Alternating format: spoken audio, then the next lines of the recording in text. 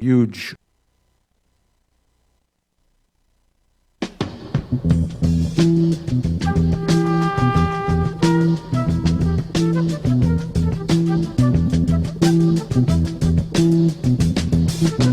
You will not be able to stay home, brother. You will not be able to plug in, turn on, and cop out. You will not be able to lose yourself on Skag and skip out for beer during commercials because the revolution will not be televised. The revolution will not be televised. The revolution will not be brought to you by Xerox in 4 parts without commercial interruptions. The revolution will not show you pictures of Nixon blowing a bugle and leading a charge by John Mitchell, General Abrams, and Spyro Agnew to eat hog maws confiscated from a Harlem sanctuary. The revolution will not be televised. The revolution will not be brought to you by the Schaefer Award Theater and will not star Natalie Woods and Steve McQueen or Bullwinkle and Julia. The revolution will not give your mouth sex appeal. The revolution will not get rid of the nubs. The revolution will not make you look 5 pounds thinner because the revolution will not be televised, brother. There will be no pictures of you and Willie Mae pushing that shopping cart down the block on the dead run or trying to slide that color TV into a stolen ambulance. NBC will not be able to predict the winner at 8:32 on report from 29 districts. The revolution will not be televised. There will be no pictures of pigs shooting down brothers on the instant replay. There will be no pictures of pigs shooting down brothers on the instant replay. There will be no pictures of Whitney Young being run out of Harlem on a rail with a brand new process. There will be no slow motion or still lights of Roy Wilkins strolling through Watts in a red, black, and green liberation jumpsuit that he has been saving for just the proper occasion. Green Acres, Beverly Hillbillies, and Hooterville Junction will no longer be so damn relevant, and women will not care if Dick finally got down with Jane on Search for Tomorrow, because black people will be in the street looking for a brighter day. The revolution will not be televised. There will be no highlights on the 11 o'clock news and no pictures of Harry armed women liberationists and Jackie Onassis blowing her nose. The theme song will not be written by Jim Webb or Francis Scott Keys, nor sung by Glenn Campbell, Tom Jones, Johnny Cash, Engelbert Humperdinck, or The Rare Earth. The revolution will not be televised. The revolution will not be right back after a message about a white tornado, white lightning, or white people. You will not have to worry about a dove in your bedroom, the tiger in your tank, or the giant in your toilet bowl. The revolution will not go better with Coke. The revolution will not fight germs that may cause bad breath. The revolution will put you in the driver's seat. The revolution will not be televised, will not be televised, will not be televised, will not be televised. The revolution will be no rerun, brothers. The revolution will be live.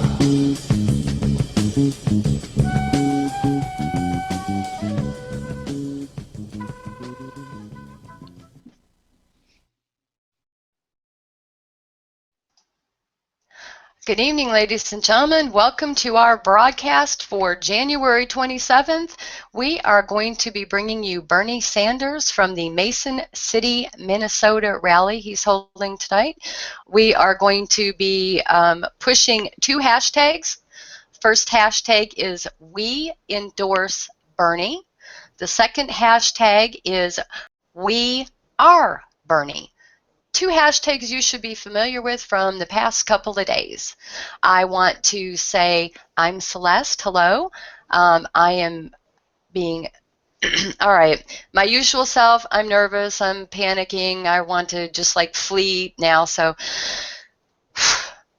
my co-host for this evening's pre-show is going to be Ryan. Ryan's joining us from Milwaukee. Hey, everybody. Glad to be here with you, Celeste. Glad to be here with everyone in the chat, and Denise and John. So, yeah. Thank you. Thank you. I was going to say, and doing our on-air comment moderation tonight is going to be Denise, and Denise is joining us from Seattle. Hi, Denise. Hello. How are you? And I'm good, thank you. And everyone has to be kind of, patient with Denise today. She's not feeling very well, and so we're grateful that she's here to provide us with your comments and share them with us. Pardon me. And I want to let you know that the graphics for our opening and closing was done by our volunteer Steph. And Steph, if you knew what my father's last name was. I wouldn't ask you to pronounce it either, because I know we would both have a struggle with our last names. But this is the beautiful card that Steph made for us, and we are very appreciative appreciative of his talents and skills and what it's doing for our brand. I would also like to say that the opening video, in case you're wondering, was Brewster Holmes' version of Gil Scott-Heron, "The Revolution Will Not Be Televised," and apparently it's not. We're going to be streaming it.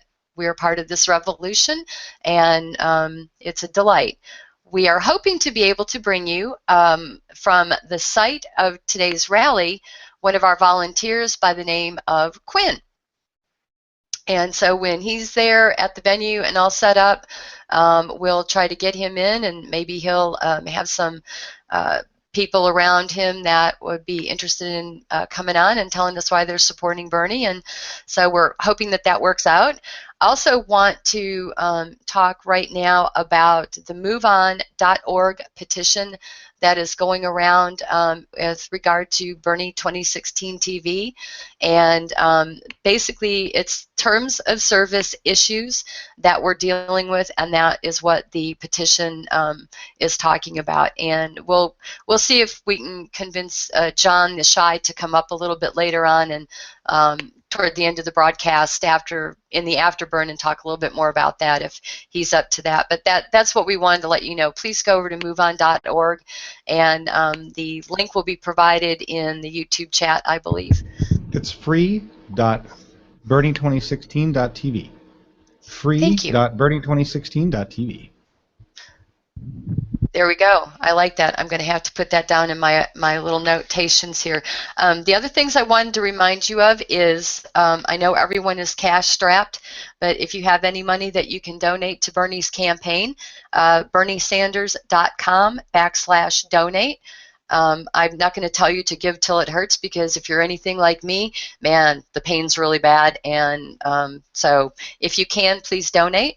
Otherwise, please participate in the process and make sure you get out and do your primaries and your caucuses, and make sure you're registered, et cetera, et cetera. There's an app called GoRally.co, and we're promoting that.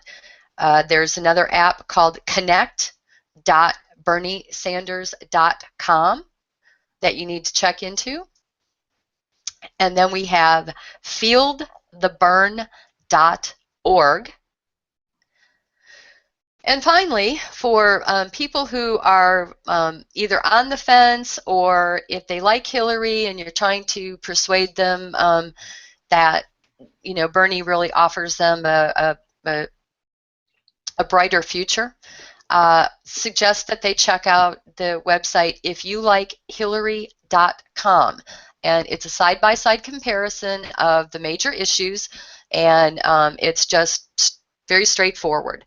So now that I've gotten through with that, I'm going to take a deep breath. I see John's got something loaded for me, so I'm going to have to click over to a tab, and I know that we're talking about endorsements. Is that correct? Yes. That is correct. Okay.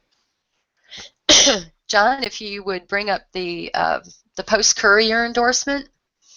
I will do that. You got 192 people watching already. Hey, all you. Oh, I really didn't need to know that. Thank John you. always comes in and tells us that. Yeah, it's awesome. Can't you just leave that stuff in the channel I'm not looking at? Okay, so I haven't had much of an opportunity to look through this. This actually just popped up this afternoon as Ryan and I were working together to put the rundown creator that we're going off of together. The endorsement that Bernie received late this afternoon is from a South Carolina State House representative by the name of Wendell Gilliard. I think I'm pronouncing his last name correctly. And that's, I believe, Politico. I can't read who's reporting. I'm sorry. Now, this is postandcourier.com. We're looking at Post and Courier. Thank you. So that's one of the most recent endorsements, and I'm going to give y'all a warning right now. My dogs are antsy, even though I fed them, so you may hear some barking take place in a little bit. I apologize.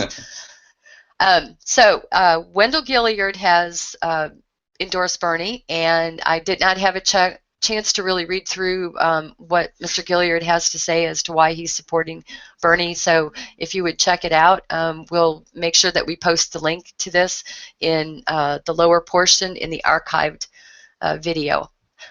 And moving on, our next endorsement comes from the Red Hot Chili Peppers, and the source is Loudwire. And Ryan, if you'd like to take over and kind of comment on the Red Hot Chili Peppers endorsement and what that means, I would appreciate it, because I'll show my age. Sorry. All right.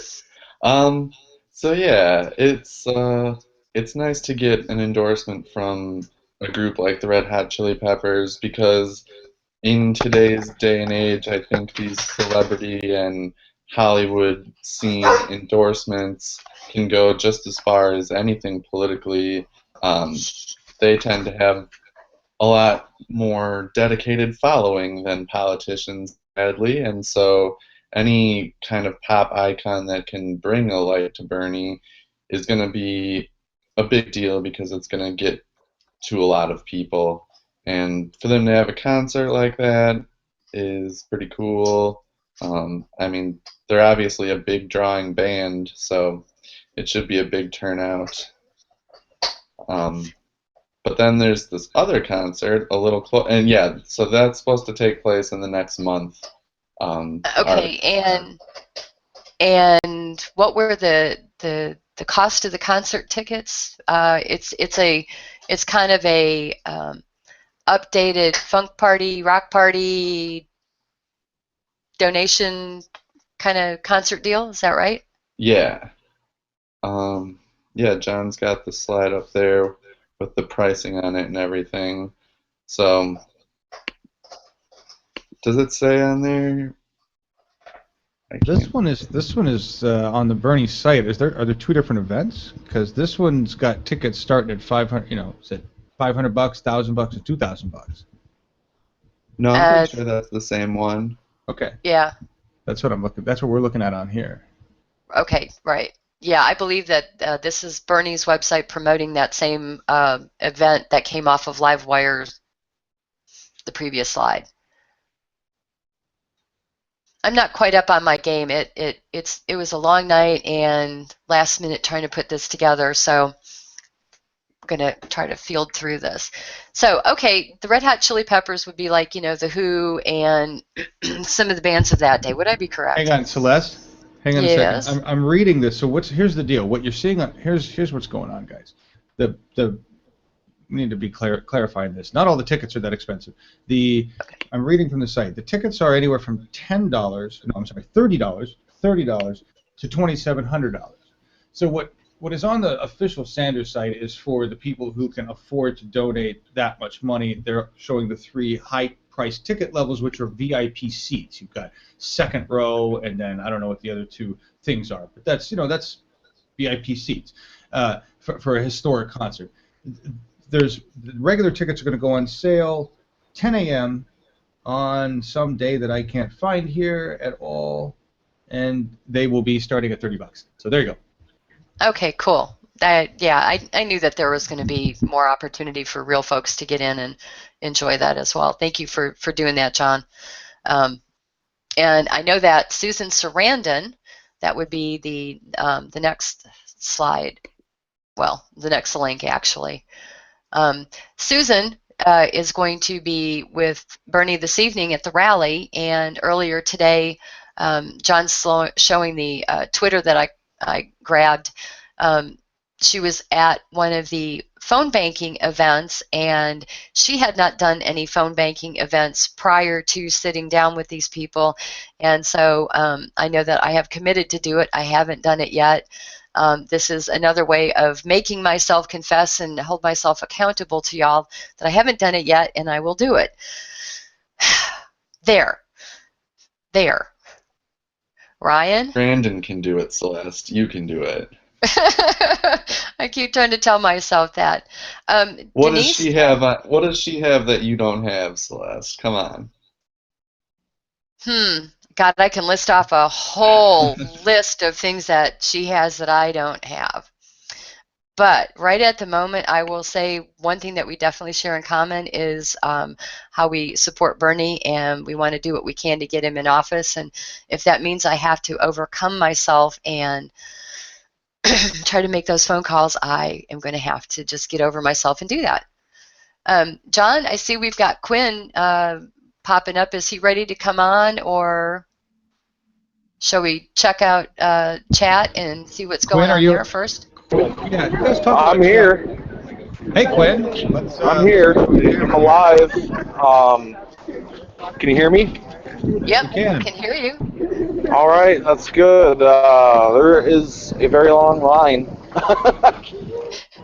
This is a pretty good showing. I showed up here 6 on the dot at the end of the line, getting closer to the entrance now. We got a clean signal there, and Quinn. Can you give us a pan and show us the crowd? I can try. Let me see if I can. It's dark. I don't know if you can see. There's not good lighting, but all the way down to the street light, it's people. Sweet.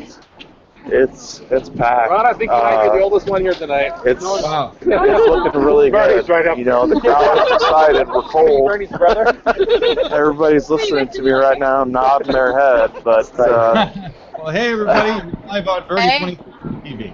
Jesus Christ. yeah, everybody here is excited. It's going to be really good. We're hoping to get inside. That's the was supposed to get on the Des Moines. that's the main thing right now is getting inside. I think, but So she's gonna hang up. we're all excited, and people are worried about seats. And I think once I get inside, I might have a little bit more for you. So Well, I understand the venue is 350 people. Is that correct? I think it's right around 350. I've been in here several times. I've ran for office here in Mason City. I've had debates here. I think it's 350 to 500, I think. I think this place is going to be filled to capacity, without a doubt. Sweet. It's pretty exciting. So, but All right, great. I'm almost in, but I'll have a little bit more for you here shortly, I think. My hands are freezing. Okay. I should have worn some gloves. We're used to this kind of weather here in Iowa, but it's great. It's really great. If all these people show up to caucus, there's no doubt in my mind. Oh, I'm getting to the door. If you guys want to see the entrance here, It's a $20 donation. here's the Sweet. doors here. All There's the right. inside. It is jam packed in there. It's a historic building, built after Meredith Brooks, who was born here in Mason City. He wrote The Music Man, wrote the song Iowa Stubborn. There's Dylan, a buddy of mine, volunteered for the Bernie campaign, holding the doors down. Inside, it's a beautiful place. I think if I get inside here, I might be able to show it around a little bit for you guys. But it's really exciting. There's magic in the air. I don't know what's that. Sweet. Well, hey, Quinn, how about if we let you get in, get situated, and then we'll check back Hey guys, with we you? got 2 lines over here, so some of you can kind of funnel over this way. Oh, I'm getting moved over. What'd Okay. you say? We'll we'll check back with you after you get situated. Okay. We're going. Okay. Thank you. Sounds Sweet. good. Look forward No to problem. No problem. See you guys in a little bit here. All right. Good deal. See you guys in a little bit. There you go. That's Quinn. He's on site, so we'll get some, live reporting from him while we've got Bernie coming up, and so that's excellent. Okay, may we switch over to Denise and see if we've got anything going on in chat and, any, I'm sure they don't have any questions for us, or if they do, go ahead and throw them out there and we'll see if we can answer them or find out answers for them. You have to unmute, my dear. Sorry, guys, I'm not running on all full pistons tonight. That's all right. Yeah, they not questions. They were just chatting about the venue where we are tonight, and it looks like we just had all that answered. Yeah, exactly. 350 people, to 500 is what I think I understood Quinn to say, and pretty cool being able to kind of get right up to the doors with him like that, and it's, nice to see that there were so many people there. Yeah, that was great. So it's Mason City, Minnesota, correct? That's correct. Iowa. Oh, it is Iowa. That's what I thought. Okay. So we were all. We're all going. Our bad. Sorry. I got this great picture I'm going to put up for you guys from, this is outside the event. There's the line, folks. Wow. Beautiful. Nice. Oh, man. I love that. You don't see that for Hillary. You don't see that for Trump. You don't see that for anybody but Bernie Sanders. No, and the only way you see it is when we get pictures like this and we're able to show it to you, and you find it on Twitter and other social media. As you can see, my big boy is, here kind of pestering me. Sorry about that. They can see now. This is Gomez. He's suffering from lack of attention right now because we've been kind of busy the past few days. So, Ryan, we were talking about the Red Hot Chili Peppers, and you've schooled me on that.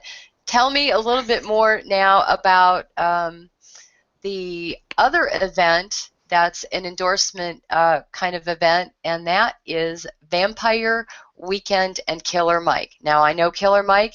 I am unfamiliar with Vampire Weekend. Help me out. All right, so Vampire Weekend is a little newer band, even newer than the Red Hot Chili Peppers, so we'll cut you some slack on that one, Celeste.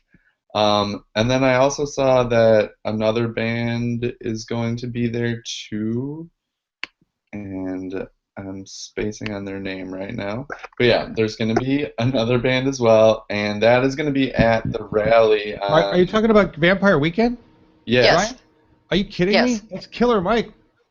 No. Besides Killer Mike, there's a third band. Oh, I'm sorry. I meant. Sorry. No, yes, of course, Killer Mike is going to be there too, and the way I've been listening to him lately, that might just be like worth a drive to go hang out in Iowa the night before the caucus and see a concert.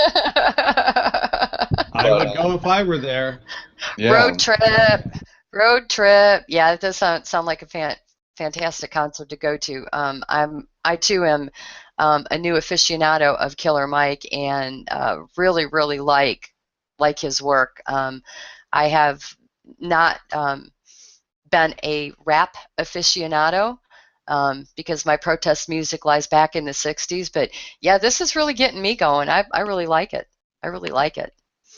Foster the People is the third band. Thank you, chat, for filling in my blank. So yeah, Vampire Weekend, or they actually clarified it's a compilation of a couple guys from Vampire Weekend and a couple other bands, but the lead singer was like, Bernie can call us Vampire Weekend if he wants, but it is technically a little compilation of people. And then Killer Mike and Foster the People is going to be the rally the night before the caucus. So should be a wild time, kind of a last minute boost for all the Bernie people out there to get encouraged to go out and caucus, because all this is for nothing if the people don't go out. So Exactly. And the caucus is coming up on February 1st, if my memory serves me, for Iowa. Yep. So, I mean, that's just a couple of days away, and I understand right before we went on air, we got some information through the campaign that they've planned even more events. So we're going to be busy through, the caucus weekend. It's exciting. You want to hear this? Let me read this off to you guys. Sure. I want to read this off to you really fast because this is something that you don't hear from Hillary. Hillary goes to exclusive plate dinners. I doubt she even does one a day. Here's listen to this. This Bernie Sanders is insane. Guy's insane. Here, hang on a second. I'm going to read this whole list. This is crazy. So Wednesday is tomorrow, right? Is that Today's right. Wednesday. Today's Wednesday. Mason City. Tomorrow, Roosevelt High School Forum at 10 a.m. Then Ottumwa Volunteer Canvas Lunch at 3:30 p.m. Then at 4:30 p.m. he's at the Fairfield Volunteer Rally. And then at 7 p.m. it's the Burlington Rally. That's one day. One day. I don't even know that we're going to be able to cover all of that. I don't know what kind of feeds we're going to have for any of that. We have no idea. This is why they can't even communicate with us and tell us when they're going to have a feed. That's how fast they are moving. This is how many places and how many people this guy is trying to reach. You don't see this from any other candidate. Nobody else has ever done this. This is faster than the train whistle stop tours that they used to do in the old days. This is faster than that. And then Friday, Mount Pleasant Town meeting at 11 a.m., 1 p.m. Washington Volunteer Canvas Lunch, at 2:30 p.m. Muscatine Volunteer Canvas Lunch, at 5:30 p.m. Davenport Rally with special guest Dr. Cornel West. I hope we're covering that. And at 7:30 p.m. Dubuque Rally with special guest Cornel West. So he's doing a double concert with Cornel West, 2 rock stars, 2 stadiums, 1 night, and 2 luncheons, and a morning. He's got a breakfast, 2 lunches, and 2 rock concerts. Ridiculous. Stop. It's making me tired. It's making me tired.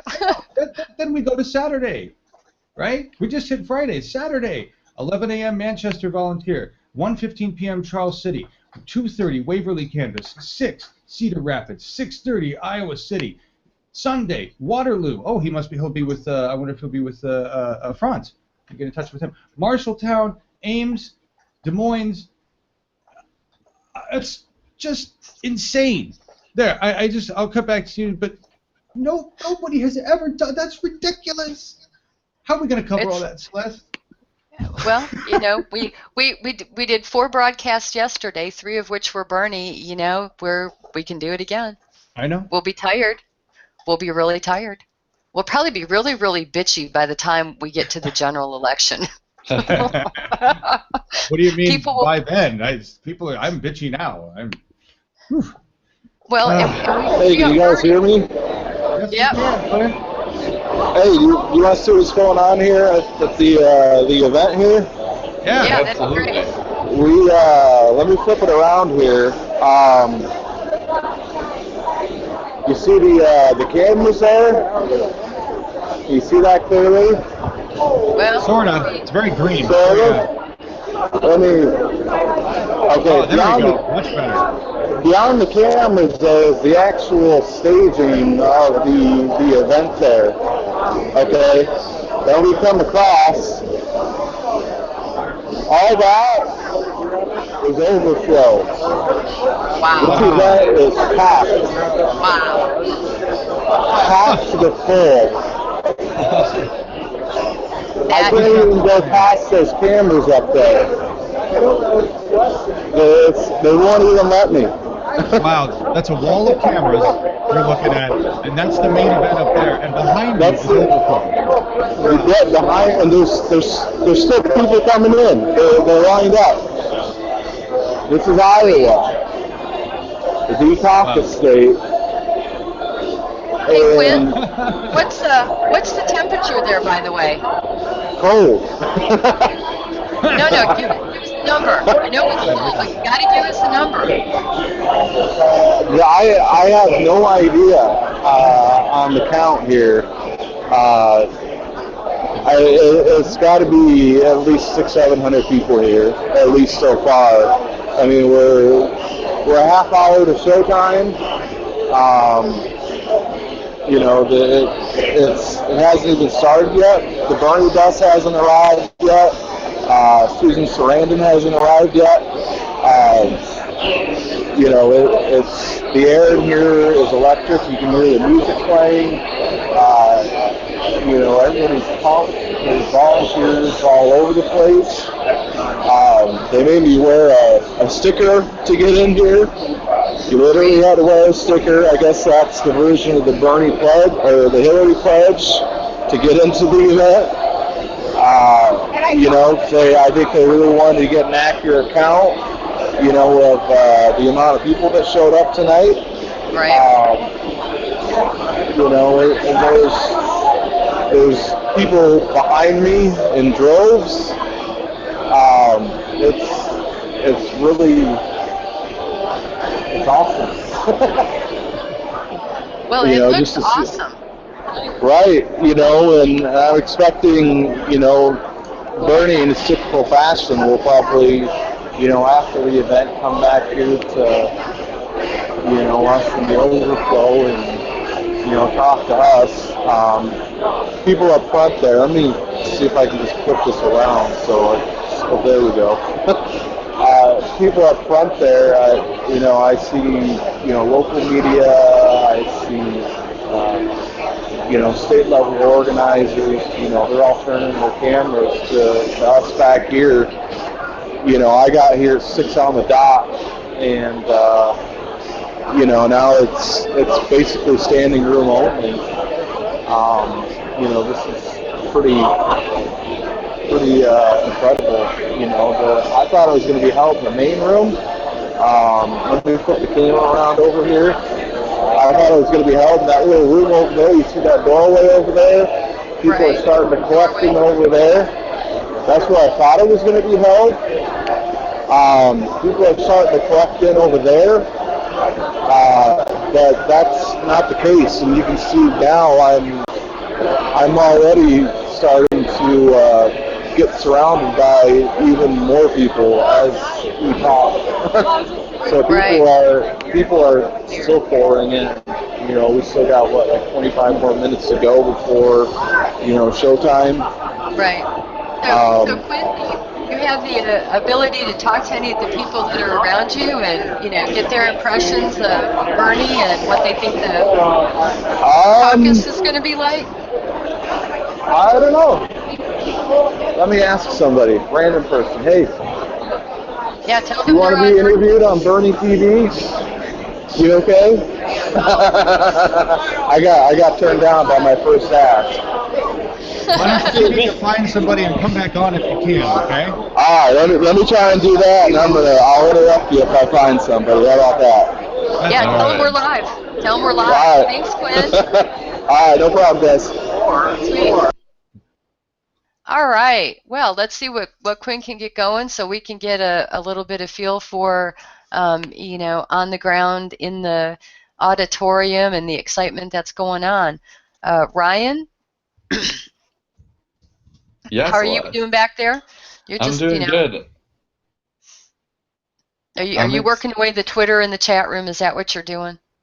I was I was moving around from place to place, but that's awesome to have someone actually at the event like that. Like we have Biff and Kim who bring us the streams, but it's been a little while since we've had someone, amongst the masses. So I hope Hey Ryan, just to say, Biff and you're right. Biff and Kim have brought us streamers, but they've also helped us with interviews too.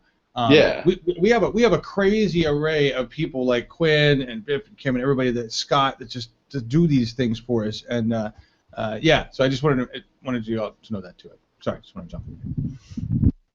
Yeah, it's awesome to have these volunteers all across the country that are willing to step up and help us out to work on these broadcasts and everything. Yeah, it's it's part of the volunteer effort that we do in the beginning, and we put this out there to our viewers too. If Bernie is going to be coming in your area and you're able to attend a rally, let us know because we'd love to broadcast. That's kind of what we do. We chase Bernie so that we can, we're his media kind of. We still got to get that message out even though he's getting a little bit more attention. Yeah, I don't want to ever have to depend on mainstream media when we can do it ourselves. The dogs are out. Yes, they are. Yes, they are. Seriously, I gave them their raw meat, like, 10 minutes before we started this, and they are just not seeming to want to behave today. Anything going on in the chat room, Denise? Hey guys, sorry. I'm the only one working it tonight, so I'm trying my best here. Let's see. So yeah, they're just talking about actually Daryl, he had a really nice comment. Get the news out about Bernie's tax plan and how it will save us all money. I thought that was good. We haven't talked about that tonight. No, Celeste? I'm sorry, I was checking one of the other channels. Can you repeat that, please? Daryl, get the news out about Bernie's tax plan and how it will save us money. Specifically, I know that healthcare was one he actually mentioned himself on television on CNN the other night about people picking on him that he's going to raise our taxes, but if you raise my taxes by $1, but I save $1,000, that's a good deal, right? Right. Well, I think probably one of the best ways to explain it is really like he did. If you're paying $10,000 now in premium fees and you've got a $5,000 deductible, right? Yeah. With Medicare for All, what you're going to have is you're not going to be paying any premiums. You're not going to be paying any more deductibles. You're just going to go to the doctor, hand them your card, let them, do what they're supposed to do, and then you leave. Medicare will cover those expenses when they receive the billing. But here's the deal. On an individual's taxes, and I believe it's supposed to go up, I think, 2.3%, something like that. That your Medicare tax would increase on your salary would be taken out as part of the like your Social Security comes out of your check. Right. It's deducted from your check. It's part of your paid forward insurance program is what those are. Mm-hmm. Yeah, and he's also talked a lot about I am on Medicare, so and there's a lot of holes in Medicare, and I know Bernie's talked about getting rid of those holes. I mean, there's stuff, like I am an amputee, so my prosthesis is only covered 80%, believe it or not, by Medicare. And these things aren't cheap. A wheelchair is only 80%. So you have to have a secondary, and you got to pay for that, and then you got to pay for your deductible and all this other stuff. So he's talking about getting rid of all of that. No more donut holes, we're all going to pay the one thing and save everyone tons of money. I mean, I don't even want to think about what I spend in a year. Right, Yeah, right. I'm also on Medicare, and I can. Okay, can you guys hear me? Can you guys hear me? Yeah. Here we go. I'm Yeah, not we here. can. You guys are talking about healthcare, which is a good thing. Very important. Can you guys hear me? I got Emily with me. Hi, Hey, Emily. Emily. You're live on 20. Hey, Emily. Hi. Thank you. Hello. Can you hear? Yeah. Yeah, we can. So, Okay, Emily, tell them what you do. I work at the Mayo Clinic in Rochester, Minnesota. I'm a staffing coordinator, so I tell the nurses where to go. Hopefully it's all good places, right? Exactly. All right, it's hard to hear you guys on my end, but Emily's here, supporting Bernie. We can hear you fine. Great. So you're supporting Bernie. Has he always been your first choice then? Oh, always. Always? Yep, since day one. And you're here from Minnesota, correct? I was born in California, lived in Texas for a while, and now I'm here. oh, audio. Okay. That's his phone. We got buffering. So you came, Yeah, do everything I can for him. right? That's what we're all trying to do, especially these guys. They work pretty hard. Well, thank you, gentlemen. And We those sure ladies, appreciate too. you. And ladies. Gentle ladies. So, as somebody who works with healthcare, what do you think the biggest point of supporting Bernie is? What's the biggest plus with Bernie's Medicare for All then? if healthcare is something that, I mean, is your concern, which I guess if you're a human, you're gonna need it at some point, if I'm correct. We all are humans. Yeah, exactly. It's something that everybody needs, young to old. I don't understand how this is even one of the bigger issues. I guess with the private insurance companies, that's the reason it's a big issue. But I mean, I see people every day who are in need of help, and I don't think not having insurance stops anybody from going into an emergency room. I've never heard anybody almost dial 911 and say, no, let's don't do that. They don't have insurance, or they don't have a good insurance. So we're here to take care of anybody anyways. I don't understand. I mean, it ends up in our pockets and on our shoulders no matter what. Right. And the insurance companies, the pharmaceutical companies are just basically getting to do what they want right now. Right. With no consequences. Yeah, I mean, it's just kind of unbelievable. We're losing money in both directions. I just don't. I don't understand. It's fiscally irresponsible. Yeah. I mean, I was going to say it's fiscally responsible for Bernie's ideas to be implemented. I don't. Right. So you think that his Medicare for All policy then is the best way to go then? I do. Like I said, it's something always going to be there. Healthcare is something that's going to be going for a long, long time. I don't think people are going to stop getting sick anytime soon, so why not just well, we can always hope, right? I mean, yeah, exactly. I mean, we can always hope, but I mean, just meanwhile, our pockets are getting pickpocketed by the pharmaceutical companies. I don't understand. It just... I love your enthusiasm. Oh, it just gets me so worked up because I just...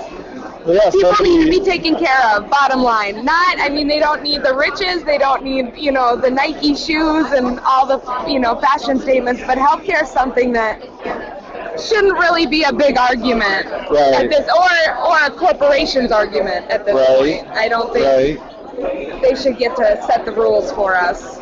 So do you think that that's his biggest point that he's making for his candidacy, or what do you think is his strongest argument? I think getting money out of politics is the bottom line. I think that's something we can all rally around.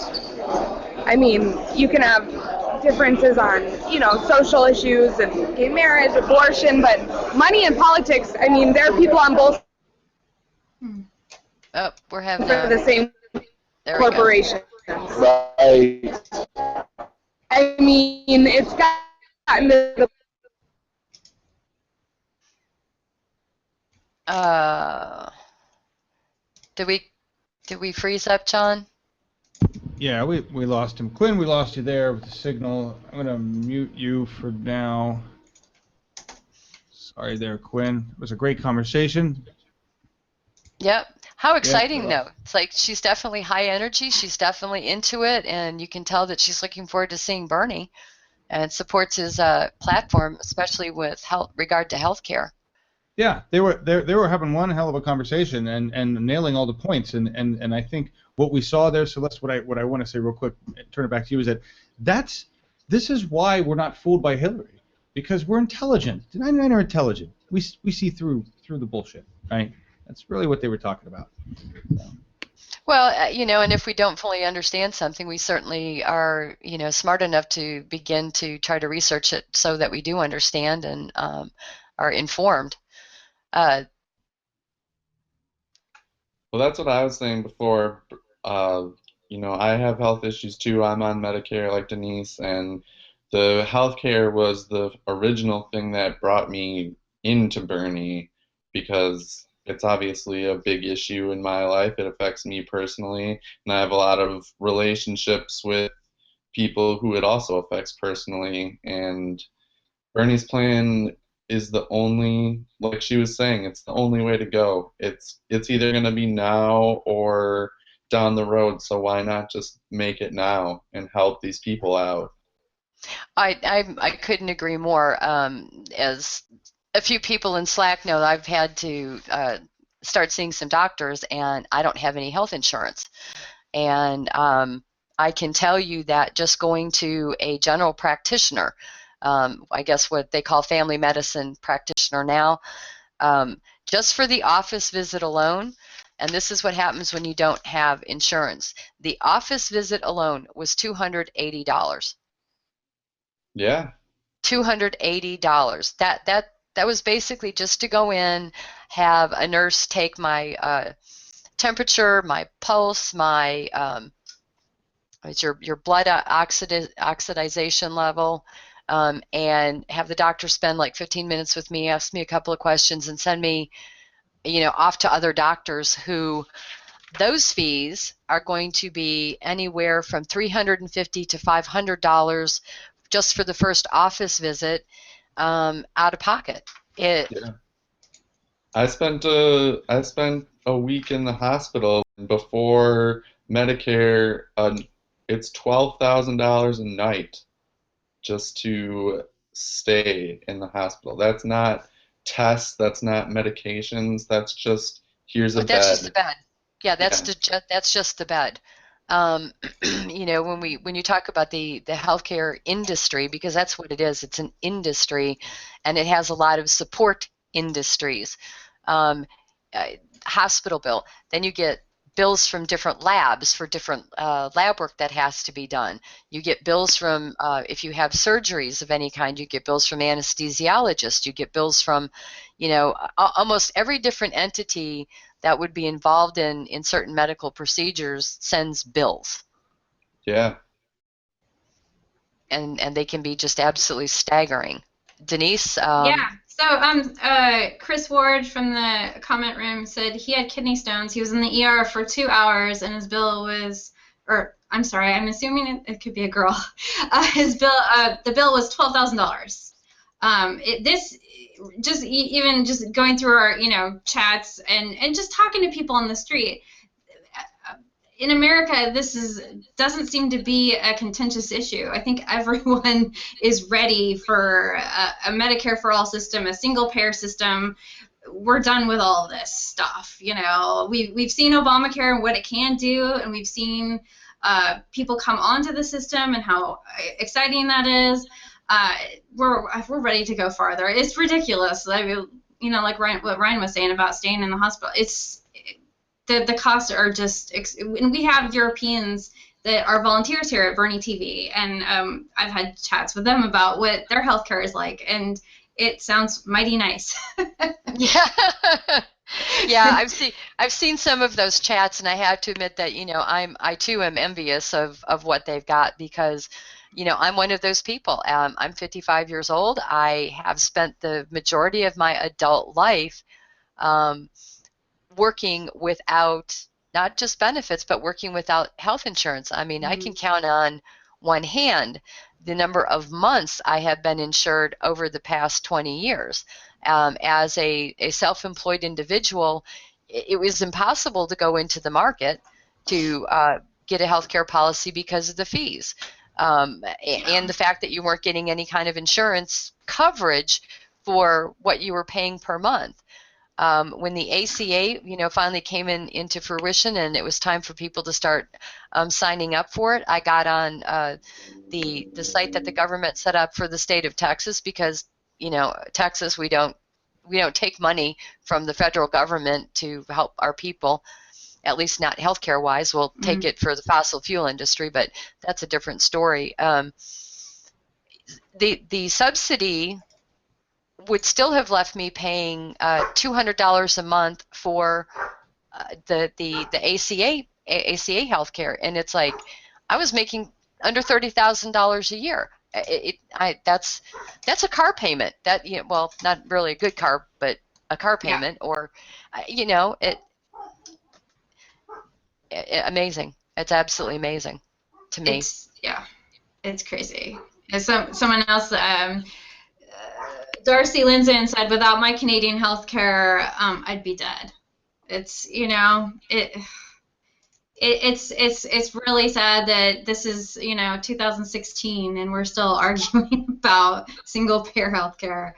I was sick with cancer as a child, so I've been in the hospital since I was very little and basically was raised in one. So this has been something I've been waiting for. I mean, when Bernie started talking, I started hearing him about 10 years ago. And when he started mentioning he might be running for president, that was it for me. I mean, because the healthcare issue is just number one. You know, we got to have people healthy, or we don't have a good society. Exactly. This would be the barky one, by the way.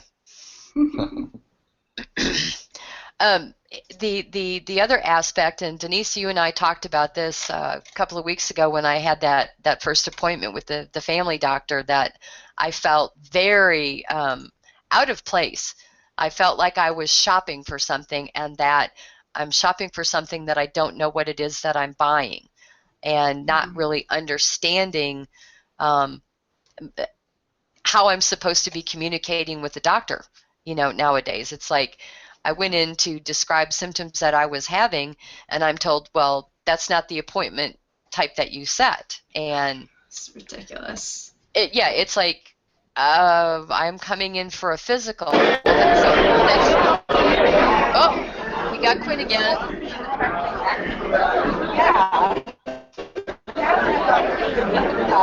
Hey, Quinn. How's it going? Pretty good. I got signal again. Sort of, Quinn. It's not a very good one right now, actually. Let me try and move a little bit. The event's going to start pretty soon, we're assuming. Right. Is it a little bit better now? Can you hear me? Can you hear me now? Yeah, I can hear you. Okay. Yeah, the place is, it's full. It is full to capacity. Just a few minutes ago, a crowd was shouting for Bernie. Sorry about the cutoff on the end of the interview there. Try and get some crowd shots for you guys if you want. That'll work. Perfect. Oh. We just lost your video, Quinn. Yeah. There we go. Yeah, I hit the button on accident. Sorry. Let's see. So, it's not real bright, it looks like, but as you can still see, people are coming in. There's some people that are kind of upset because you got this little firewall of media going on right here. Nobody can see anything. Well, hey, at least he's getting some media, finally. Yeah, he's got a lot. We got a lot of folks that are, getting interviewed by CNN and, the like, so it's pretty exciting. So there's actually some really big name media finally showing up at these events. Right. Yeah, let me show you here. We probably can't tell with the lighting here, but just down yonder we got that CNN guy. He's interviewing some people in the crowd, so it's pretty exciting. So yeah, there's a ton of media here. This area of Iowa is considered to be pretty staunch Hillary territory. So,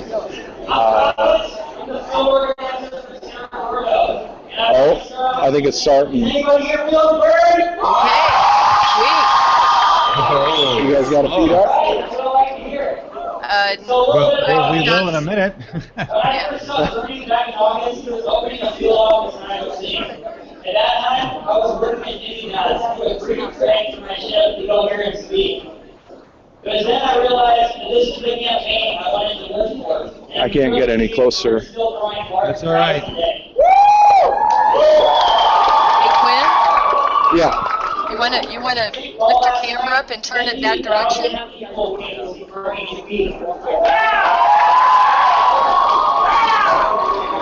I can't. He said he can't see nothing. Yeah.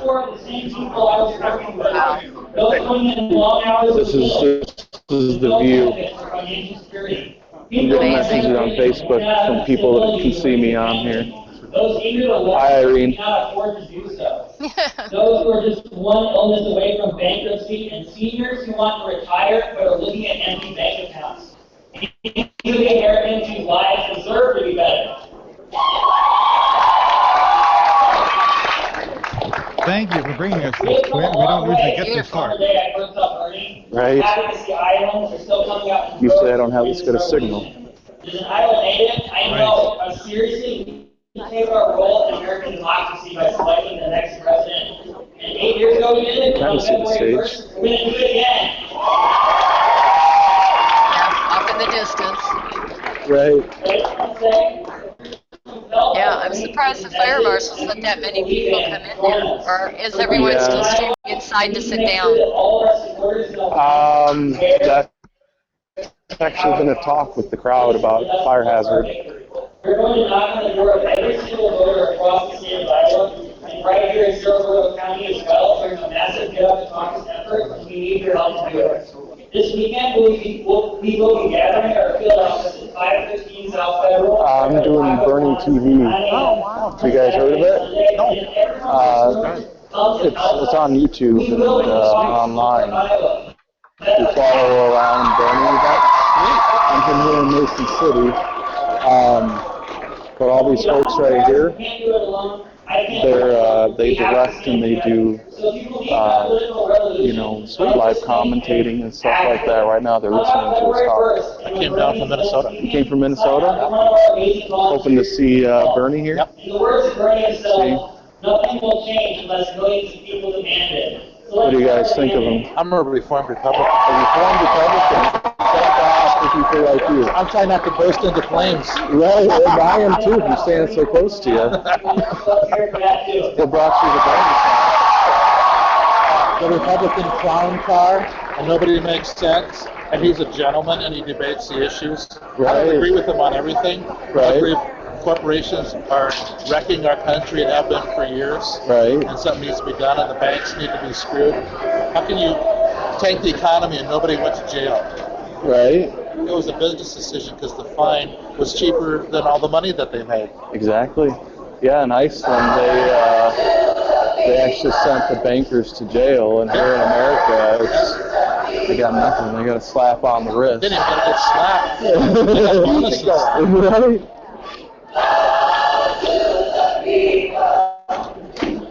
What about the missus?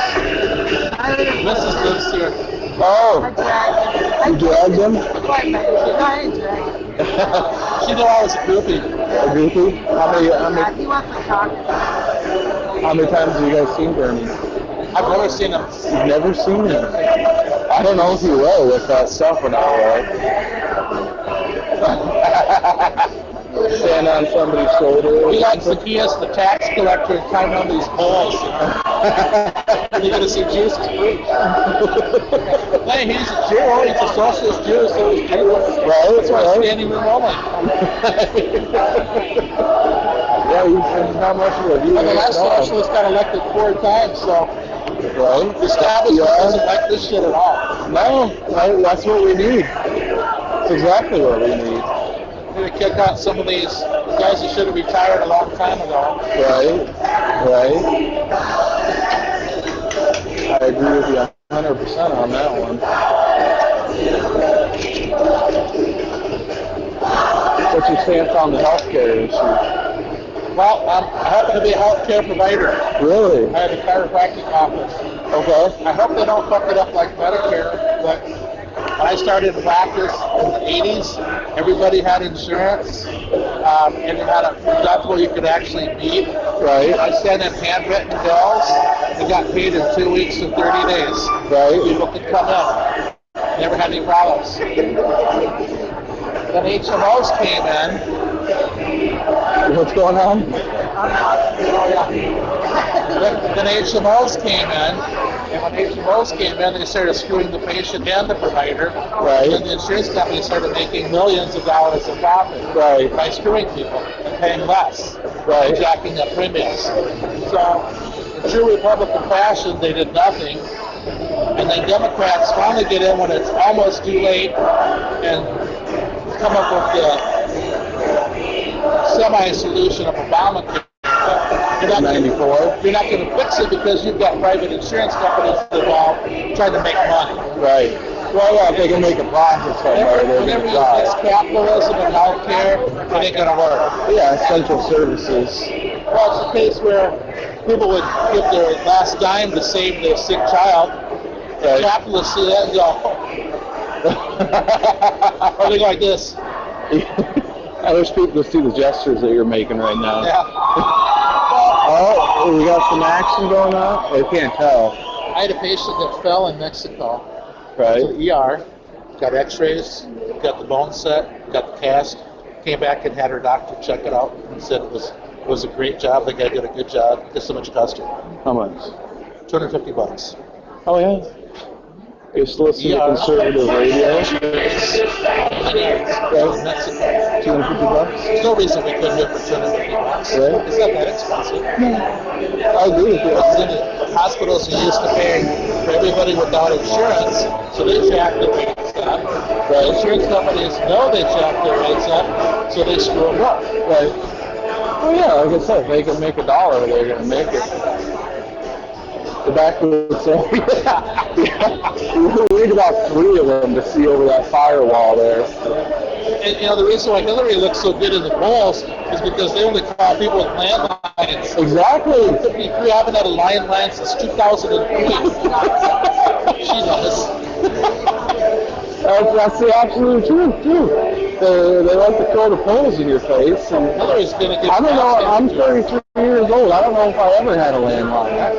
She's going to get her ass handed to her. Yeah, if these kids show up. Yeah, that's the big thing. going to be a big thing. thing. Show up on polling day, Right, that's going to be the big thing. You know, when Obama was elected, caucus day was held when they were on winter vacation. Was that? Yeah, January 1st, I think it was, 8 years ago. Okay. This year it's going to be held in February. They're going to be all having school nights and. I think Bernie's way more popular. He is. Yeah. He's a really bit of a commodity. Right. I mean, he's too populist. It's never a good pop. Down to it. Never. As much as they want to say. I find the least educated folks that I know are big Trump backers, so I can see who's educated, who they back. I'm not going to insult Trump backwards, because then they'll throw the shit out of me online. He did get a tomato thrown at him down in Iowa City. I know what he missed. Just giving the guy. Right? Well, I think they threw 2 tomatoes at him. Is what happened. 2 tomatoes. I can put you on my shoulders like at a concert if you want. There you go. Just keep the shirt on. You gotta keep it simple. Right? I think I see children in here. What's going on, Bill? Hey, what's the story? Kind of crowd man. Good luck, buddy. Hey, it's a National United News. Yay! Hey! I do a lot of work with them on Twitter. Yeah? Yeah.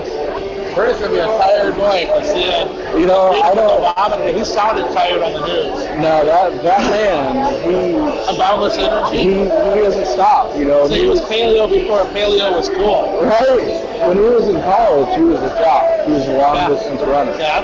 Oh, cool. And he likes to downplay it a lot, but he was pretty good. They talked about it in the town hall meeting, and he downplayed it a lot.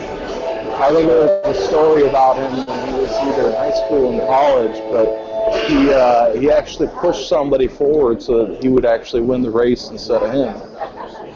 You know, that's the kind of guy that Bernie is. I'm just glad that Washington hasn't screwed him up. Right? I don't think he's corruptible. No, I don't think so. Yeah, I don't think he's corruptible at all. You know, he doesn't care about money. People are like, oh, he's an establishment candidate. He's been in office for 23 years. Well, you know, look where he's getting his money from. Even when he was raising money from, you know. The other person I ever sent money to before was Ron Paul. You know, I was a Ron Paul fan. They're not that far apart. No, not really. I mean, people consider him to be, you know, the poor man's Ron Paul. The biggest problem that I have with the libertarians and Ron Paul is that everything's free market. Unfortunately, there's no such thing. It's a fallacy. The government controls contracts. Right. The government controls everything. Right. And that's the way it is. It's just they made it work for the corporations. Right. They don't make it work for the common person. The corporations call the shots. That's the problem with the libertarians. Is that they think that if we get a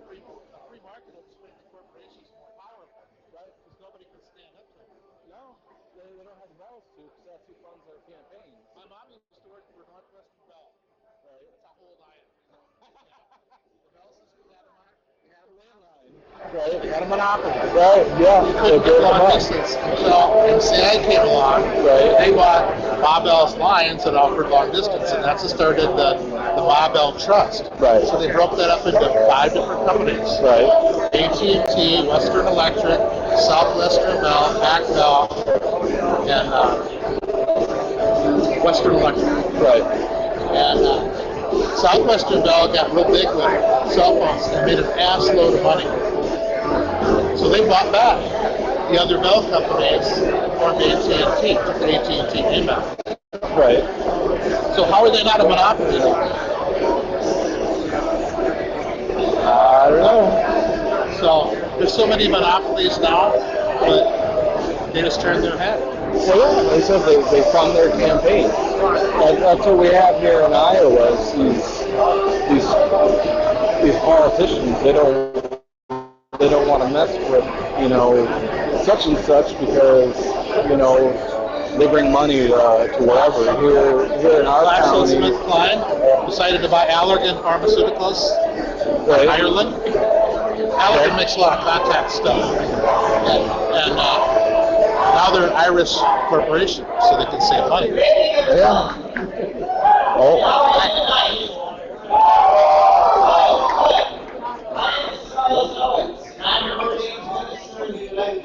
Right? I am a resident of Silver County, and I am a proud member of the millennial generation. We got feet up, guys. I come here tonight as a concerned citizen. We should. I have watched my whole life as my generation has been crushed That's fine. by decades of bad I'm just wondering if I should shut up yet or not. Yeah, go ahead and just let this guy talk. C-SPAN's still loading. That's fine. I'm just going to listen to this gentleman speak. I have watched as my grandma has struggled to live on Social Security and Medicaid.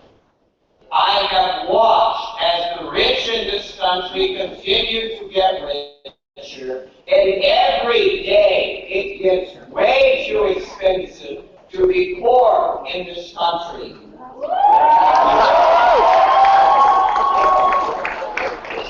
I need to work on my back from standing so long here. What's that? So I might need to work on my back from standing so long here. Someone who for his entire career has been a true friend and a champion for the poor and middle class. And on Monday, February 1st, I invite all of you to stand with me and go to the caucus and support Bernie Sanders for the Democratic nomination of President.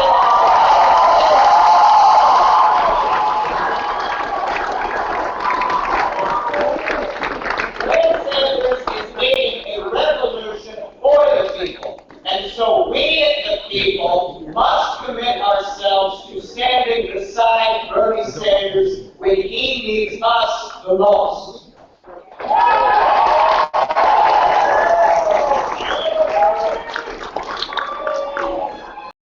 And now it is my honor to introduce to all of you the person who will be introducing Senator Sanders.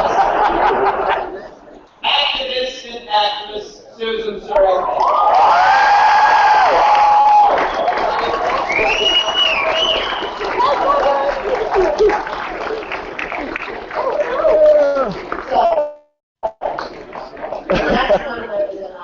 I was here at the time when Barack Obama was coming for the second time to thank the people of Iowa for believing in him and for giving him the chance to go on to become the President of the United States. The people of Iowa didn't listen to the machine that said it was unelectable. They listened to what this black man with a funny last name had to say, what he believed in. They listened to his authentic voice, and they gave him a shot. And now here we are again facing the machine with the same complaints, except for the man who has proven over and over again that he is consistent, that he is principled, and that he is incredibly brave.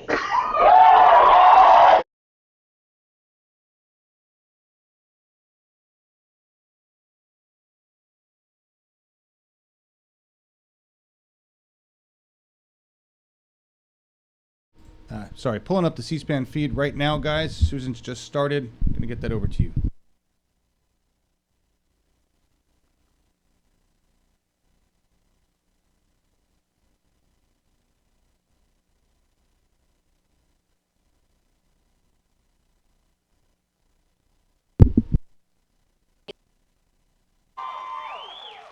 I've come here because, for me, gender is not what's important. Issues are what's important. I want a candidate who has the courage to stand and do the right thing when it is not popular.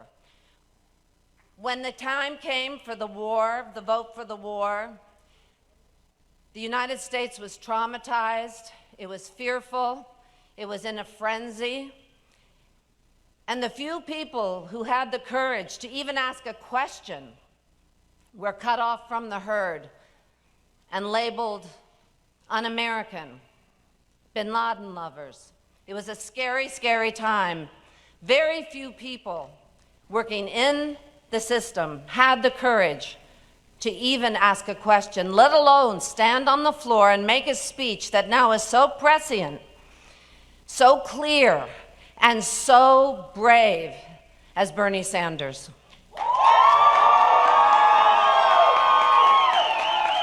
It's one thing to be for gay rights and gay marriage once everybody else is for it. That's not difficult. You know, change is hard. So to say that you can't go for a decent minimum wage because you can't get it because it's too difficult, and to have that called pragmatic is not pragmatic. That's just cynicism. That's giving up before you've even tried. The right thing is a $15 minimum wage, and that's what we have to get.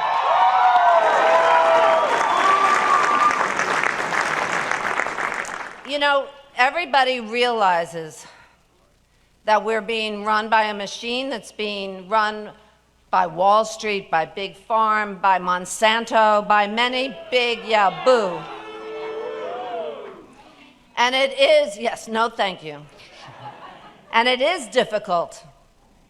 And there's one man who miraculously has managed, and this may be the only man that can come up through the system, through the pipeline, unscathed, unsold, and pure. And we now have the opportunity to make that man our choice for the President of the United States.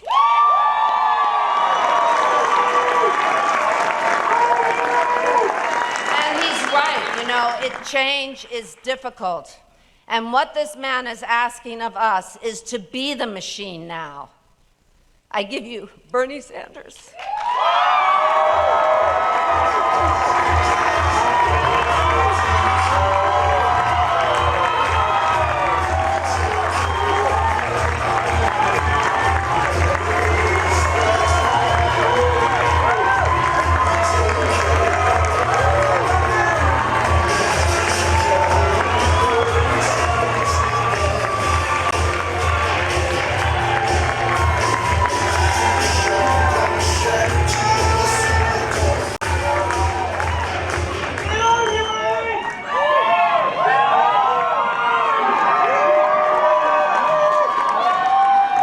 See the back of this place. Place goes all the way back there, huh? All right. Well, let me thank all of you for coming out. This is a wonderful, wonderful turnout. Let me thank Charles for his right-on remarks. And let me thank Susan Sarandon, not only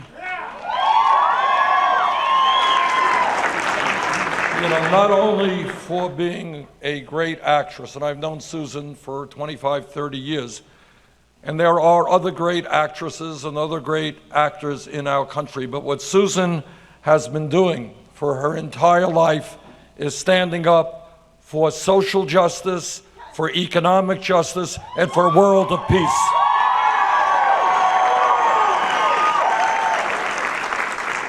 Susan, thank you for all that you have done, and thanks for being here tonight.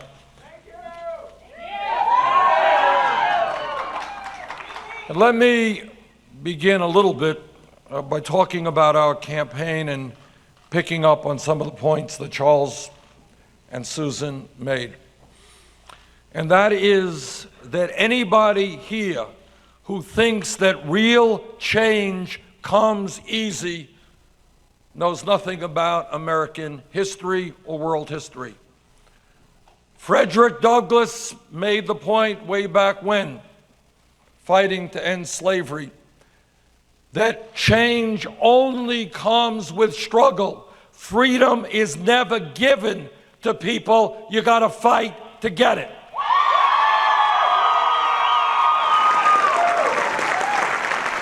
And that is what this campaign is about.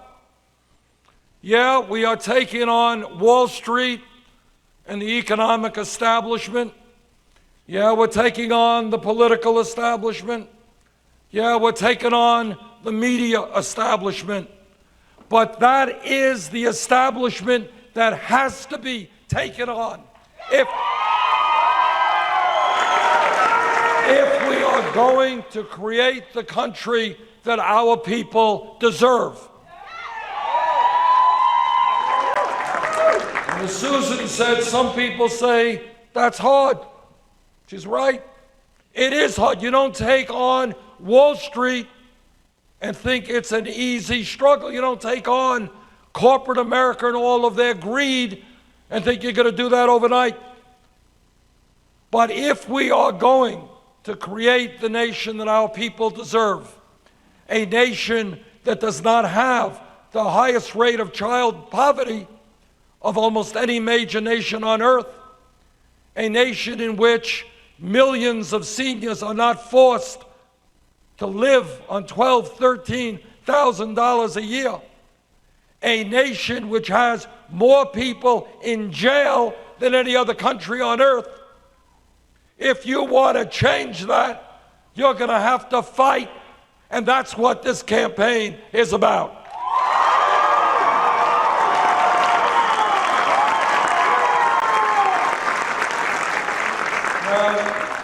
When we began this campaign, you know, people said, well, yeah, it's true, Bernie combs his hair really nice. He is a fantastic dresser. But despite those realities, he is a fringe candidate. You know, who in America really believes that we should be taking on the billionaire class?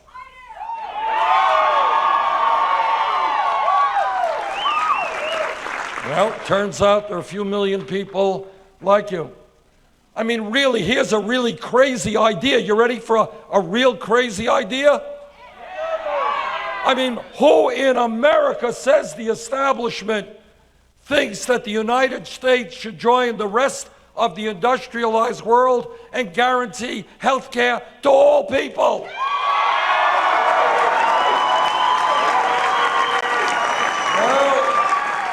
Well, turns out a whole lot of people think that. And who in America says or believes that people should not be forced to work for $8 an hour or $9 an hour, that our minimum wage should be a living wage? Well, turns out that millions of people agree with that as well. So we started this campaign 9 months ago without any money, without any organization, and with very little name recognition outside of the state of Vermont. But a lot has happened in the last 9 months.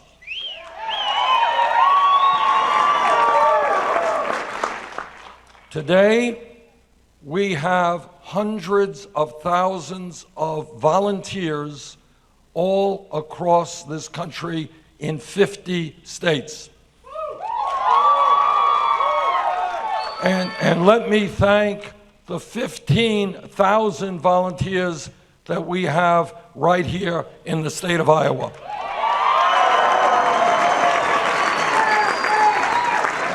something else that really differentiates our campaign from the other campaigns. And that is, when we began, we had to ask ourselves a pretty difficult question. And that is, all of you know, sadly but truthfully, that to run for President of the United States today, you need to raise an enormous sum of money. It's not good, but it's true. And what the pundits tell us is the only way you can raise the kind of money that you need is to form a super PAC and go to Wall Street and go to the wealthiest people in this country for your campaign funding. Well, you know what? We do not represent Wall Street. We don't represent corporate America. We don't want their money.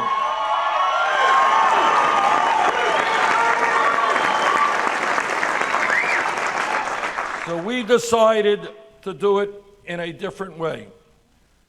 What we decided to do is to go out to the working families and the middle class of this country and to say to them, if you want real change, if you want a political revolution in this country, you're going to have to help us out. And an amazing thing happened that I never in my life would have dreamed of 9 months ago.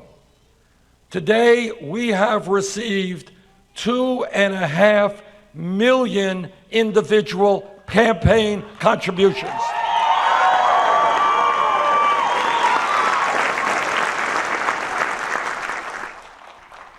That is more individual contributions than any campaign in the history of the United States up until this point.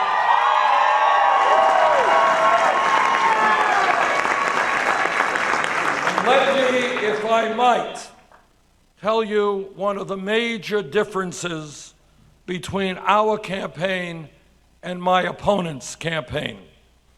I am delighted to be here with you tonight in Mason City. My opponent is not in Iowa tonight. She is raising money from a Philadelphia investment firm. Frankly, I would rather be here with you.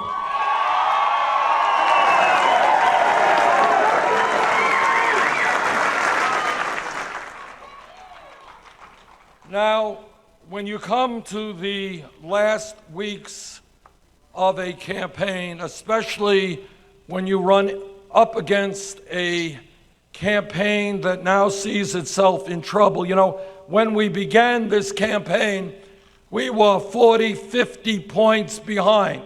Now, with your help, we're going to win here in Iowa.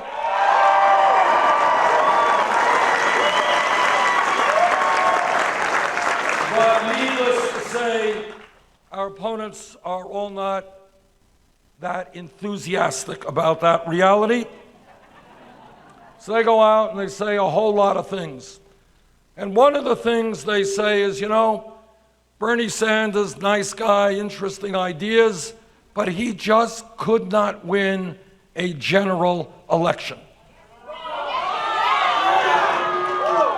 So let me make it very clear that that is absolutely wrong.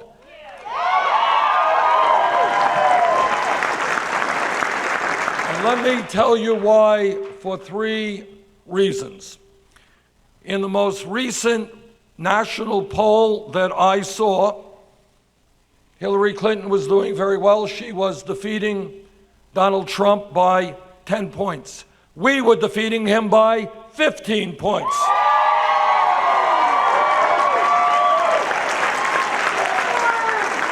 Now, Iowa and New Hampshire are important not just because they are the first 2 states to vote in the presidential process, but both of those states are battleground states.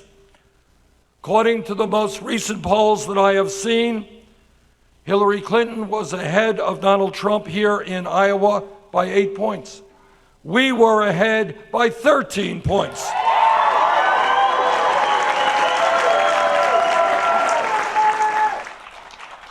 In New Hampshire, based on the last poll that I saw, she was defeating Donald Trump by 1 point.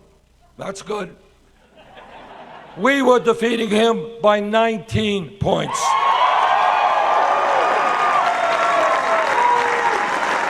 That's better. But it is not just polls. Polls go up and polls go down. Here is what is most important. Republicans win national elections and state elections when people become demoralized, when they give up on the political process, and when they don't vote. And an example of that was just a year ago in November. Republicans won a landslide victory, recaptured, took the Senate, did better in the House, won governor's chairs all across America. In that election, 63% of the American people didn't vote. 80% of young people didn't vote. That's how Republicans win elections. And that, by the way, is why Republican governors all over this country are busy trying to suppress the vote. They love it when people can't vote and don't vote. Democrats and progressives win elections, as was the case in 2008, when the American people stand up, get involved in the political process, and come out and vote in large numbers.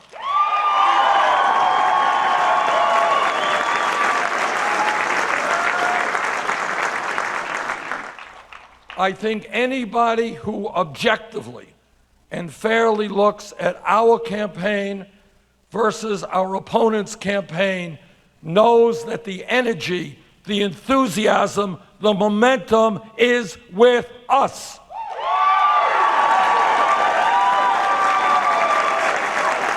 What our campaign is doing is reaching out to millions and millions of working class, middle class, young people and say that if you want a government that represents all of the people and not just a few, come on board the political revolution. And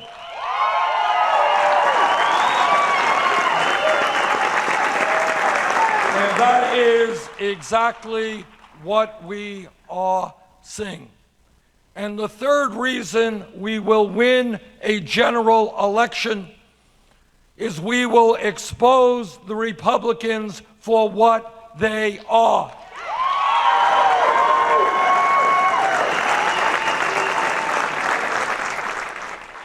And let me just give you an example of some of the views that Donald Trump has. It is not just his racist and bigoted language telling the American people, suggesting that the people coming here from Mexico are rapists or criminals or drug dealers. That's right. One would have thought that by the year 2016, we would have gotten beyond that type of xenophobia and racism.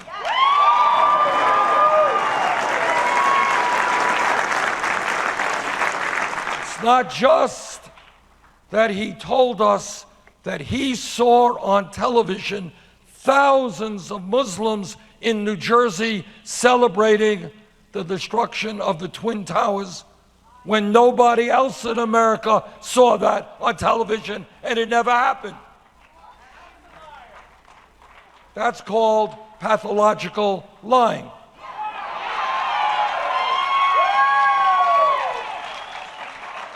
And it's not just that he has suggested that Muslims should not be able to come into our country, insulting one of the large religions in this world and doing enormous damage to America's image from one end of this world to the other. A fierce debate took place in the Parliament in London about whether or not they should allow him to come into their country. And that was conservatives and labor people saying, this man is insulting minorities, he is scapegoating, we don't want him to come into our country. Think about how this man is going to deal with the world when he can't even deal with our strongest ally.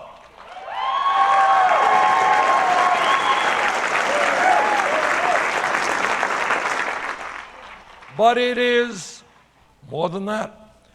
Here is a man who is a multi-billionaire, and he thinks that we shouldn't raise the minimum wage of $7.25 an hour. This is a man who in a Republican debate, and what a show those Republican debates are,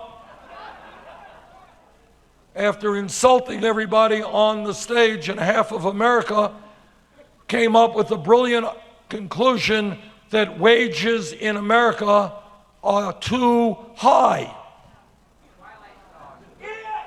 This is a man who thinks that we should give hundreds of billions of dollars in tax breaks to the families of the top 0.2%. And this is a man when at a time when virtually the entire scientific community is telling us that climate change is real, caused by human activity, and is already doing devastating harm. This is a man who tells us that climate change is a hoax invented by the Chinese. Now, I was shocked by that remark because I thought a great scientist like Donald Trump would at least have been consistent and told us that the hoax of climate change was caused by Mexicans or Muslims. But the Chinese, well,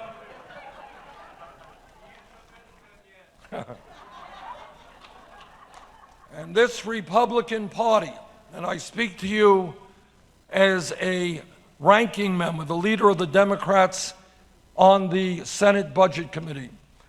This is a political party in the Senate that voted to throw 27 million people off of health insurance. Now, when you ask them, as I did, because I'm the ranking member of the committee, and I said, well, tell me, Mr. Chairman, what happens when you throw 27 million people off of health insurance? How many people die? How many people will get much sicker than they should be? They have no answer. They do not care. This is a political party in their Senate budget which proposed the ending of Medicare and converting it to a voucher program. And what that means is you would give seniors a check maybe for $8,000, and then they go out looking for private health insurance. Well, if you are 85 years of age and you are dealing with cancer, you tell me what kind of insurance policy you are going to get for $8,000. Virtually nothing to meet your needs. That's what they want to do. This is a party in the Senate that at a time when young people are finding it harder and harder to afford college, proposed $90 billion in cuts in Pell Grant funding. This is a party who in their Senate budget, at a time when seniors cannot afford the outrageously high cost of prescription drugs, proposed raising prescription drug costs for seniors. That agenda, those policies, when exposed to the light of day, and there's nothing more that I would enjoy doing than exposing those policies to the American people. My friends, a Republican candidate running on those issues is not going to become President of the United States.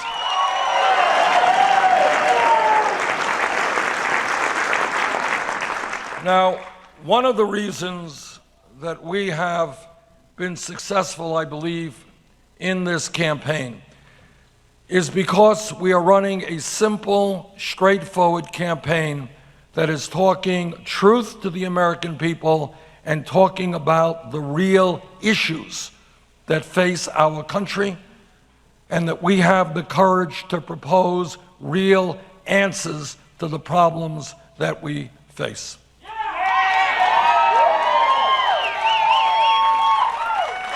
And let me preface my remarks by telling you all what I think most of you already know. And that today in America, we are the wealthiest country in the history of the world, but most people don't know that because almost all of the new wealth and income is going to the top 1%. And let me tell you something else. My Republican friends get very nervous when we talk about concepts like redistribution of wealth. They start shaking.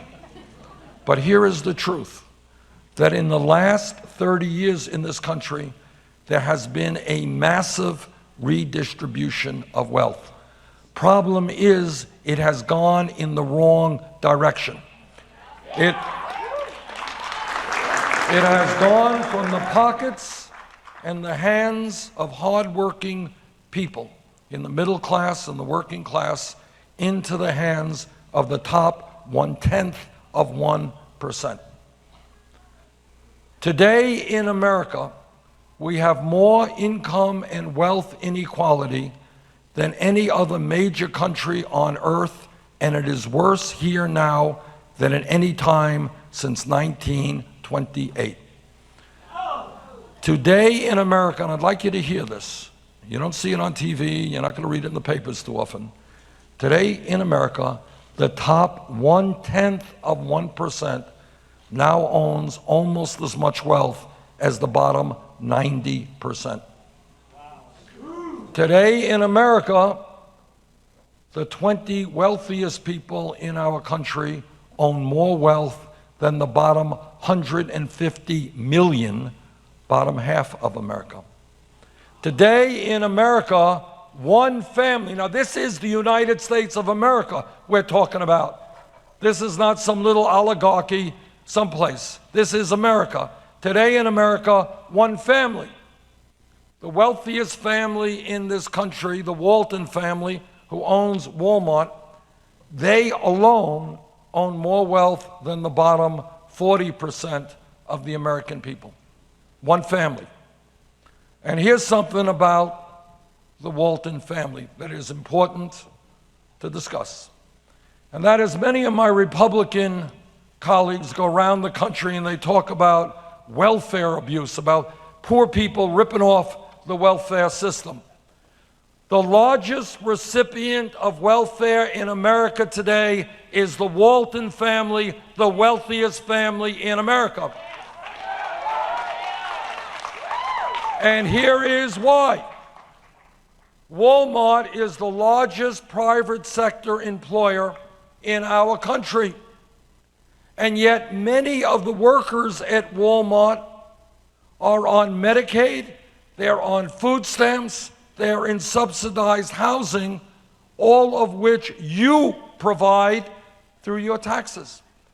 And the reason that the workers in Walmart are on Medicaid, food stamps, and subsidized housing is because the Walton family refuses to pay their workers a living wage.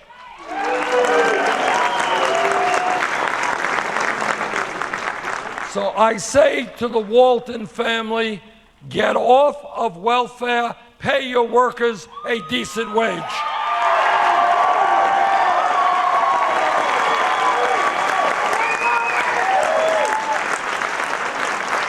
Now, it is not just wealth inequality.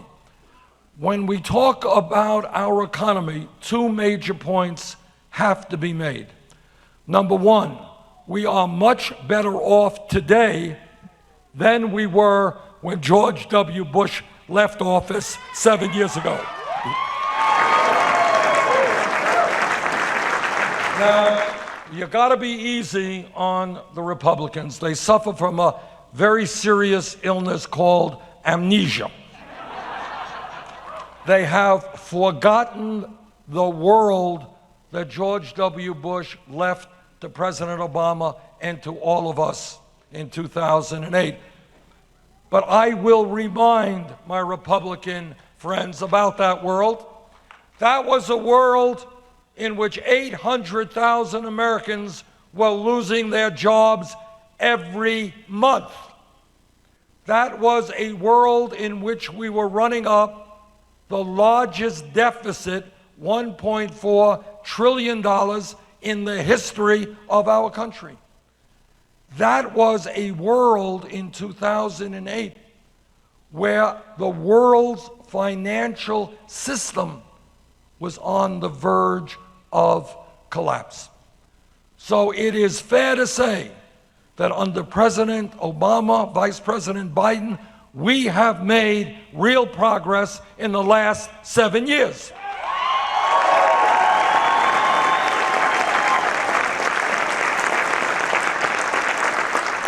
But here is another truth, and that is that while the economy today is better than it was 7 years ago, much better, the other reality is that for the last 40 years, the great middle class of our country, a middle class that was once the envy of the entire world, that middle class has been disappearing.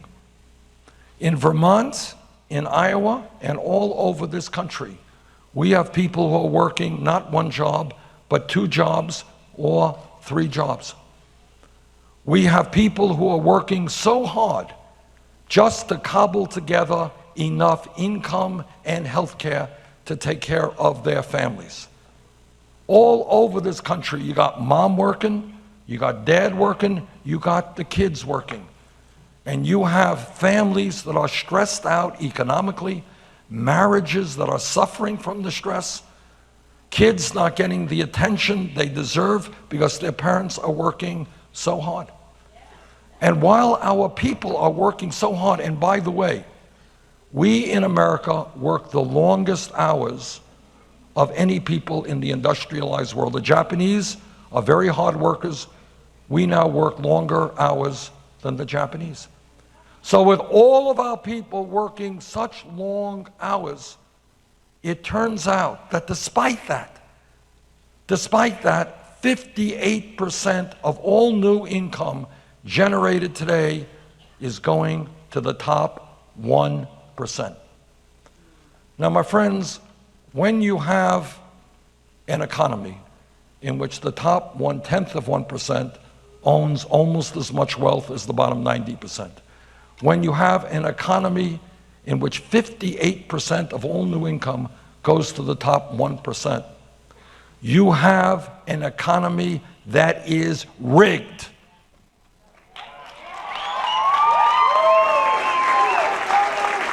Now, how would you like to hear a radical idea tonight? You ready for a radical idea? What about creating an economy that worked for working families and the middle class, not just the top 1%?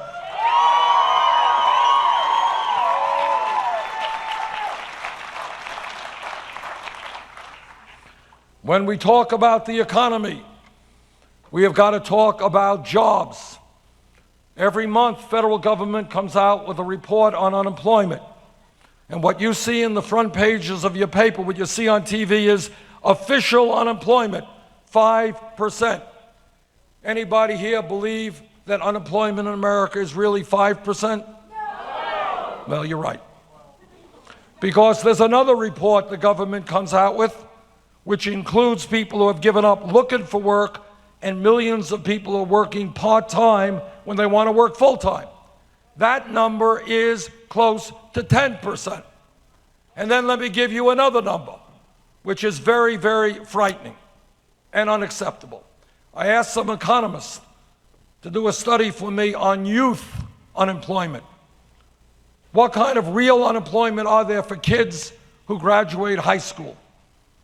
And you know what the answer was? Kids were white, 33% of them were unemployed or underemployed. Latino, 36%, African American, 51%. Now, this is a tragedy for the young people themselves. Kids want to stand up on their own 2 feet, want to get out of the house, they want to start earning some money, they want to become independent. But above and beyond that, if anybody in this room tonight thinks that there is not a direct correlation between that high rate of youth unemployment and another American tragedy, and that is that we have more people in jail than any other country on earth. If you don't see the correlation, you're missing a very important point. So here is another radical idea. You ready for the second radical idea of the night? What about investing in education and jobs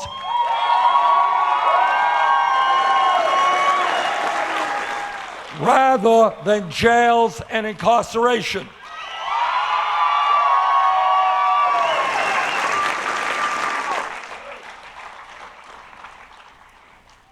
And when we talk about our economy and why it is that people work so hard, work so many hours, the answer is pretty obvious. And that is that wages in America are just too low. The $7.25 minimum wage, in my view, is a starvation wage. Now, you can do the arithmetic. Don't do it right now. Do it when you get home. You know, you can take out your calculator, multiply $8, $9, 40 hours a week, 52 weeks a year. And the sum of money that you're going to come up with will not be enough for an individual to survive on, let alone a family. In America, when people work 40 hours a week, they should not be forced to live in dire poverty.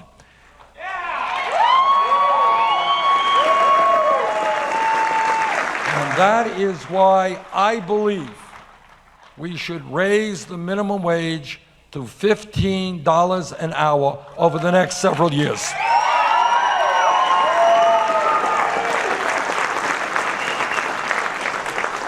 And when we talk about jobs and the need to put our people back to work, it is clear to me that we need a massive federal jobs program. And what that means is that we should not be firing teachers, we should be hiring teachers.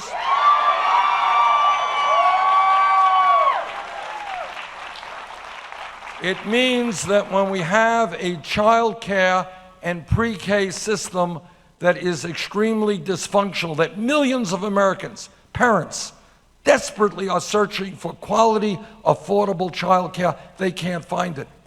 We have got to address that problem by hiring hundreds of thousands of well-trained, well-paid people to take care of America's little ones.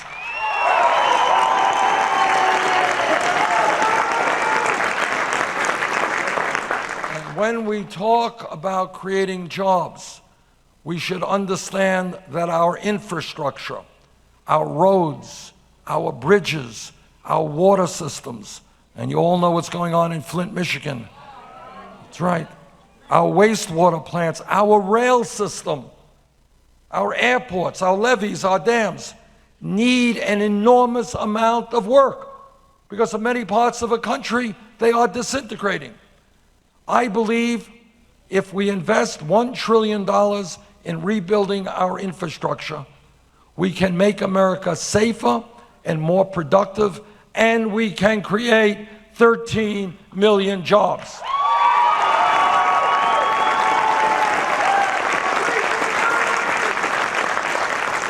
Now, people say, well, you know, $1 trillion, even in Washington, that's a lot of money. How are you going to pay for that? I will tell you how. Right now, you have major corporations that make billions of dollars a year in profit. But in any given year, because they stash their profits in the Cayman Islands, Bermuda, and other tax havens, they end up in a given year not paying a nickel in federal income taxes. What we are going to do is end that loophole. They're going to pay their taxes. And we're going to use that revenue to rebuild our infrastructure and put our people back to work. And when we talk about equitable wages and raising the minimum wage, I hope that every man in this room will stand with the women in the fight for pay equity for women workers.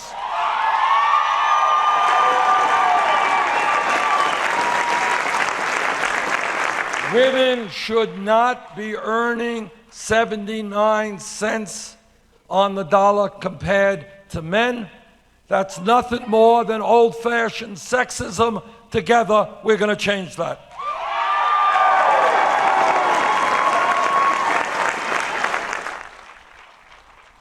Now, here in Iowa, because you are the first caucus or primary in the nation, you got a lot of politicians running through your state. And you're going to hear from a lot of Republicans who talk about family values. Do you ever hear Republicans talking about family values? How much they love families? I hope that everybody in this room understands what Republicans mean by family values. What they mean, and what they are deadly serious in meaning, is that no woman in this room, in this state, in this country, should have the right to control her own body. I disagree.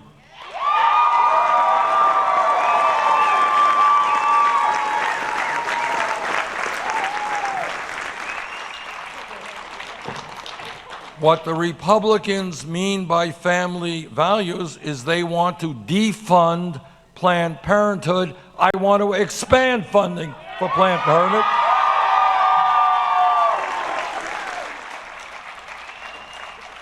What the Republicans mean by family values is to tell our gay brothers and sisters they do not have the right to get married. I disagree.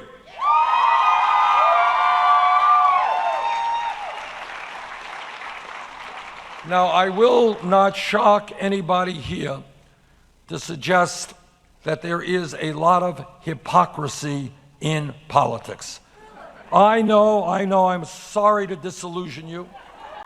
I know that you thought that everything every politician said and did was honest and straightforward. Sadly, I have to inform you that is not the case. And when you think about the highest form of hypocrisy, let me give you what I think to be the case. My Republican colleagues go around the country telling us how much they hate the government. They want to cut Social Security. They want to cut Medicare. They want to cut Medicaid. They want to do away with the EPA. They hate the Post Office. They hate the Veterans Administration. They hate every government agency there ever was. They want to get the government off our backs. Except when it comes to whether or not a woman should be able to make a very personal choice. In that case, they love the government and want the government to make that choice for that woman. That is hypocrisy.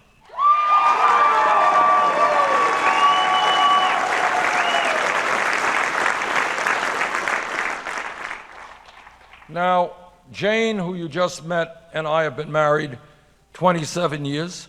We have, I don't know how she did it. but we've been married 27 years. We have 4 kids and 7 beautiful grandchildren, and we believe very much in family and in family values. But when we talk about family values, it is in a very different way than Republicans talk about it. And when I talk about family values, I talk about ending the international embarrassment of the United States of America being not only the only major country on earth, wealthy country, but almost the only country on earth that does not guarantee paid family and medical leave.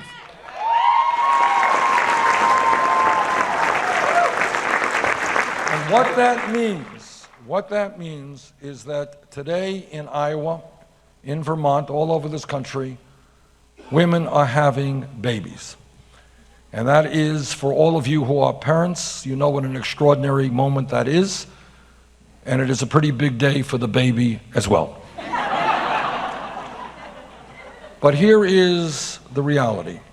If that mom in Iowa or Vermont does not have a lot of money, she will be forced to be separated from her newborn baby in a week, 2 weeks, 3 weeks. And she will have to go to work, go back to work, to earn enough money to take care of her family. That is wrong. That is not what should happen in this great country, and that is why I am strongly supporting legislation that will provide 3 months of paid family and medical leave.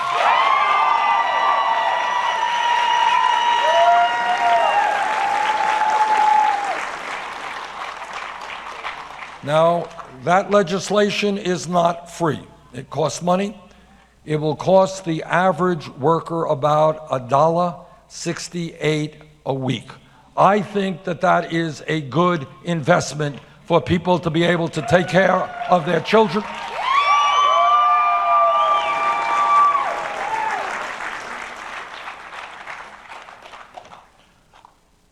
In this campaign, I have talked a lot about the realities of American political and economic life. And there are people who really don't like to hear what I say. I've been criticized time and time again. But I believe, getting back to the point that Susan Sarandon made a few minutes ago, that if we are not honest, if we are not willing to have the courage to lay the real issues out on the table, then we cannot go forward. Yeah, it will be hard, but we have got to understand what goes on and what we are up against. We have to understand why the middle class is declining and almost all new income and wealth goes to the top 1%. We have to understand why it is that Congress continues to represent the interests of the wealthy and the powerful at the expense of ordinary Americans. And let me tell you briefly one story which I think encompasses a lot of what is going on in this country and why the American people are angry and why they are demoralized. And here's the story. A couple of weeks ago, Goldman Sachs, which is one of the largest financial institutions in this country, a major Wall Street firm, reached a settlement with the United States government to pay $5 billion in fines. And they agreed to pay those fines because they were defrauding the American people and investors, and they were selling subprime mortgage packages which were essentially worthless, and they knew it. $5 billion in fines. That's reality number one. Reality number two, this major Wall Street firm in the last 25 years has so much political power that they have provided 2 secretaries of the Treasury, and that is one of the most important positions in the administration, shaping financial policy, one under a Democratic administration, one under a Republican administration. Point number 3, the CEO of Goldman Sachs today, who is a billionaire, went to Congress a couple of years ago, and this is what he said to Congress. He said, you have got to cut Social Security, Medicare, and Medicaid and give huge tax breaks to the rich and large corporations. Point number 4, and maybe the most important point as to why the American people are so angry and so distrustful of their government today. This company, this financial institution, paid out a $5 billion fine. If some kid in Iowa or Vermont today is picked up possessing marijuana, that kid will get a police record which will stay with him for the rest of his life. But the executives on Wall Street who drove this country into the worst economic recession since the Great Depression, whose greed and illegal behavior resulted in millions of Americans losing their jobs, their homes, their life savings. These executives who pay billions of dollars in settlement agreements with the government, not one of them has been prosecuted. Not one of them has a criminal record. And the answer, somebody says, why not? And I'll tell you why not. When these guys on Wall Street, whose greed and recklessness forced our economy to the verge of collapse, they went to the middle class and they got a bailout, as you all know, because the banks were too big to fail. They went down, they would take half the economy with them. That was the logic. Well, it turns out that not only do we have banks that are too big to fail, we have bankers who are too big to jail. That's wrong, and together we're going to change that.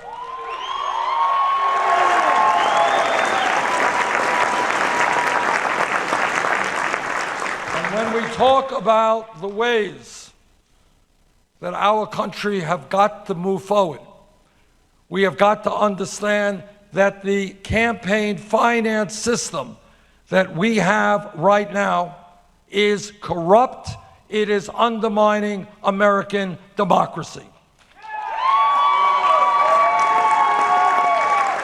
I am proud to tell you that I am the only Democratic candidate running for president who does not have a super PAC.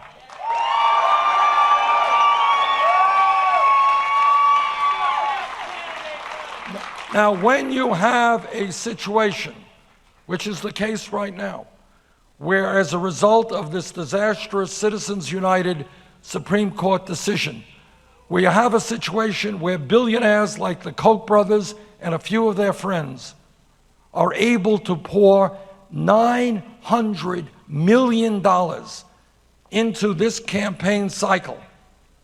When you have billionaires buying elections through super PACs, that is not democracy, that is oligarchy, and together we are going to change that.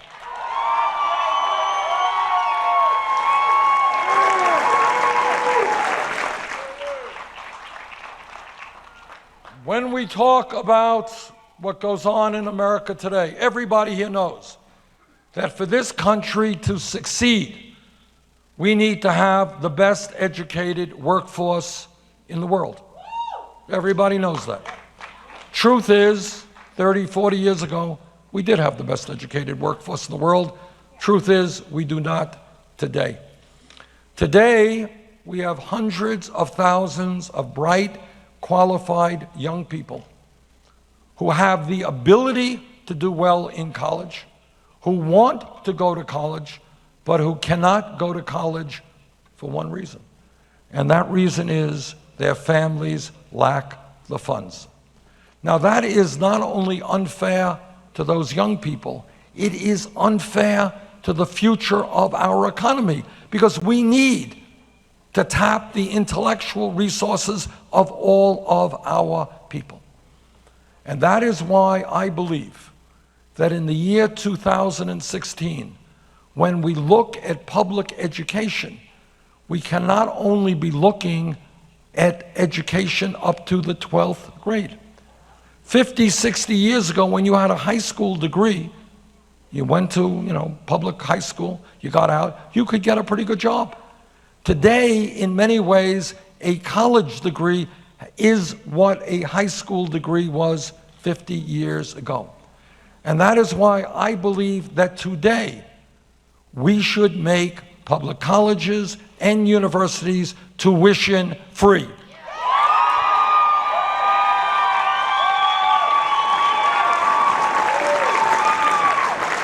And here is something else that I believe. All over Iowa, and I've had dozens and dozens of meetings just like this, I hear from people who are saddled and being crushed by high student debt and high interest rates on that student debt. Anybody here with a student debt? All over the country, millions of people. Now, stop and think for a second. As a nation, our job should be to encourage young people to get all the education that they need. That's what we should be doing. We should not be punishing people because they sought to have an education. Now, when I go around Iowa, this is what I hear. A few weeks ago, talked to a young man, 29 years of age, married, 2 kids. He works in sustainable energy, doesn't make a whole lot of money. He's paying 53% of his income in student debt. Talked to a young woman in Burlington, Vermont, a few years ago. We had a meeting on this issue. Her dream was to become a medical doctor working in primary health care for low-income people, exactly the doctors that we need. Her punishment for doing exactly what our society needs was $300,000 in debt. Then, a few months ago, I was in Des Moines, and I mentioned that fact, $300,000 in debt. Woman comes up to me after my remarks, she says, $300,000? I just graduated dental school, $400,000 in debt. I was in Nevada last month. Guy comes up to me, guy raises his hand, 55 years of age. He's been paying off his student debt for 25 years. He is more in debt today than he was when he started paying it off. And he is worried that when he gets Social Security, they're going to garnish his Social Security payments to pay off his student debt. That's crazy. That is crazy, all right? So if we want the best educated workforce in the world, we have to make educational opportunities available, and we do not burden people who get a college or graduate degree with outrageous debt. And that is why, as part of my legislation, we are going to allow students, graduates with lots of student debt to refinance their loans with the lowest possible interest rates they can find.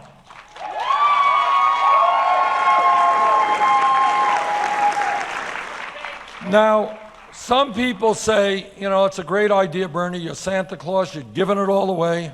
Free stuff is what they describe it as. How are you going to pay for that? I will tell you how we pay for it. We're going to pay for it through a tax on Wall Street speculation. Now, when Wall Street went under, they went to the middle class for a bailout. Now it's Wall Street's turn to help the middle class.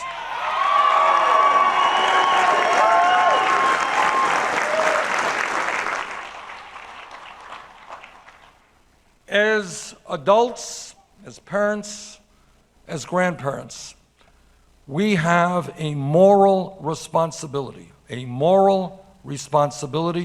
to leave this planet to our children and our grandchildren in a way that is healthy and habitable. And I want you all to think about it. I want you all to think about what people will be saying 60 or 70 years from now, when they will be saying, why didn't you act in terms of climate change when you should have acted? You knew what was going to happen. Now, I'm on the Senate Environmental Committee, and I'm on the Senate Energy Committee, and I have talked to scientists all over our country and all over the world. And here's the truth. The debate is over. Climate change is real. It is caused by human activity.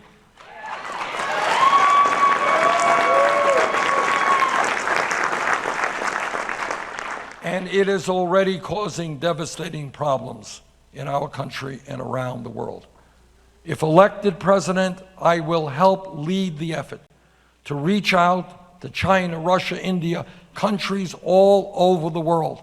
I will help lead the effort to stand up to the fossil fuel industry and transform our energy system away from fossil fuel to energy efficiency and sustainable energy.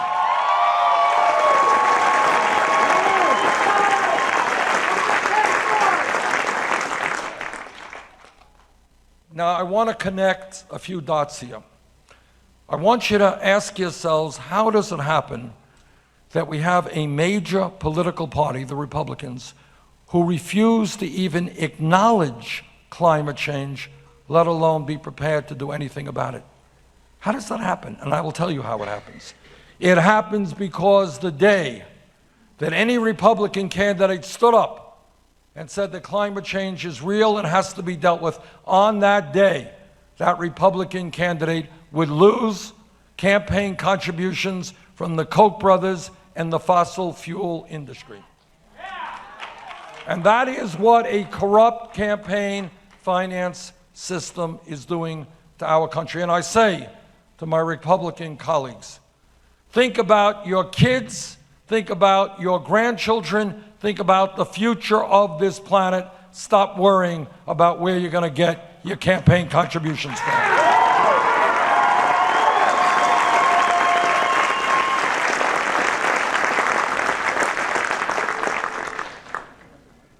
What this campaign is about is asking people to think big, not small. To understand that in the wealthiest country in the history of the world, when we stand together, there is nothing that we cannot accomplish.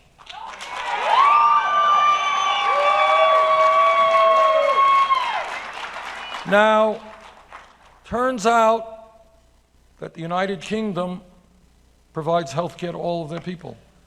Germany does it, France does it, Scandinavia does it, Holland does it, Canada does it. In fact, every major country on earth guarantees health care to all of their people as a right. We do not.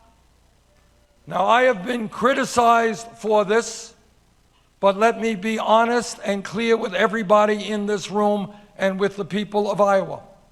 Yes, I do believe that health care is a right of all people, not a privilege.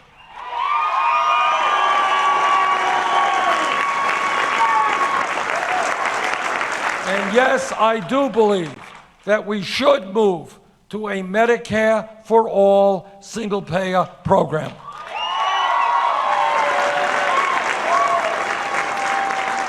Now, I am on the committee that helped write the Affordable Care Act. I helped write it, and I voted for it, and I'm proud of the many accomplishments that the Affordable Care Act brought about. Before the ACA, private insurance companies had this obscenity of pre-existing conditions, which meant that if you were a person who had an illness, they would not insure you for that illness. That's like getting fire insurance, except they won't insure you if you have a fire. Totally absurd, totally crazy. That's gone. We have added almost 18 million more Americans into the ranks of the insured. We should be proud of that. We have gone a long way to end discrimination against women who previously had to pay more for health insurance because they were women. So we have made progress in a number of areas. But, and this is the but, today in America, 29 million people still have no health insurance, and many more are underinsured with high deductibles and high copayments. And as I go around the state of Iowa, I ask people, tell me about deductibles. Anybody here have deductibles? All right, what kind of deductibles do you have? Anyone want to reveal it? $6,500, $5,000, $4,500, $3,000? Okay. I have talked to people who have deductibles, talked to a guy in a family of 6, $13,000 deductible, okay? What happens to somebody who does not have a lot of money and has a high deductible or a high copayment? You don't go to the doctor. And what happens when you don't go to the doctor when you get sick? You get sicker. I have talked to doctors in Vermont and all over this country who tell me that patients walk into their offices much, much sicker than they should be. And the doctor says, tell me, why didn't you come in here 6 months ago when you first felt your symptom, saw your symptom? And people say, well, I had a high deductible. I didn't have any insurance. I couldn't afford it. Some of those people die when they should not have died because they got to the doctor too late. Others end up in the hospital at great pain and great expense to the system. Furthermore, 1 in 5 Americans today cannot afford to fill the prescriptions that doctors are prescribing. Now think for a moment how crazy that is. You go to the doctor because you're sick, the doctor gives you a diagnosis, writes you out a prescription, you can't afford to fill it because the cost of prescription drugs in this country is outrageously high. We're getting ripped off by the drug companies, and we're paying the highest prices in the world for medicine. So these are the realities that we face today. I'll tell you one brief story here. In the late 1990s, when I was Vermont congressman, I took a busload of women from Vermont over the Canadian border. And you know why I did that? That's right. These were women who were suffering from breast cancer, working class women. We got up to Montreal and we had prearranged this. They bought the medicine they needed for 1/10 the price, 10% of what they were paying in Vermont. If elected president, trust me, the pharmaceutical industry will stop ripping off the American people.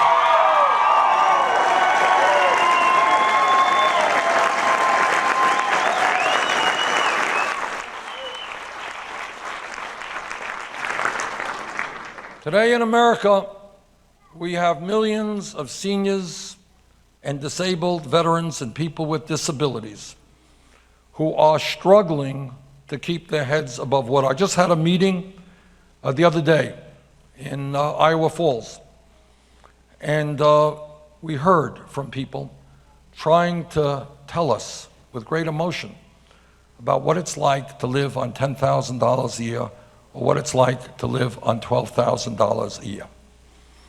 Now, I think that when you have millions of seniors and disabled vets trying to get by on $12,000, $13,000 a year, we should not be doing what the Republicans are proposing, which is to cut Social Security. We should be expanding Social Security benefits.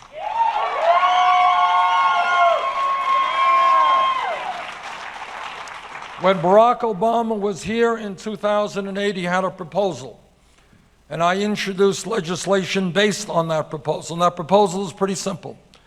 It says that today, when somebody is a millionaire and somebody is making $118,000 a year, they are both paying the same amount of money into the Social Security Trust Fund. If you lift the cap on taxable income going into Social Security and you start at $250,000, we can extend the life of Social Security for 50 years from today.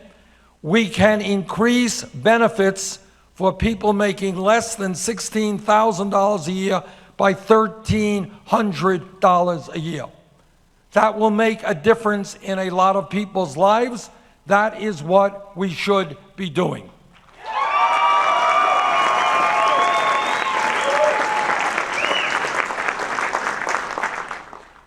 All of you are aware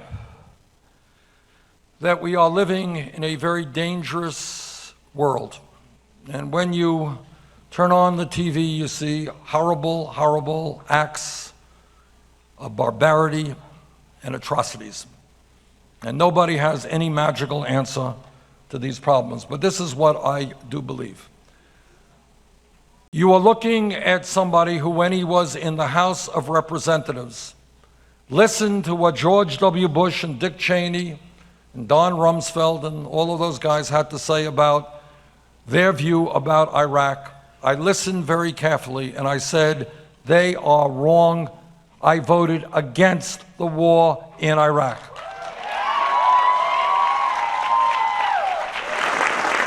And if you go to my website, or you go to YouTube, listen to what I said on the floor of the House about my fears about what would happen if we invaded Iraq. And it gives me no pride to tell you, no joy to tell you, that much of what I feared would happen did happen. That was then, now is now. And now we are confronted with a barbaric organization called ISIS, which in my view must be destroyed. But what we must be is not just tough, we must be smart. And to be smart, in my view, means we must not get our young men and women in the military bogged down in perpetual warfare in the quagmire of the Middle East.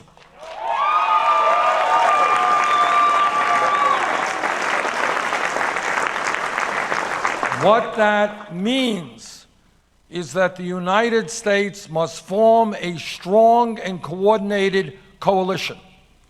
King Abdullah of Jordan made a very important point a few months ago.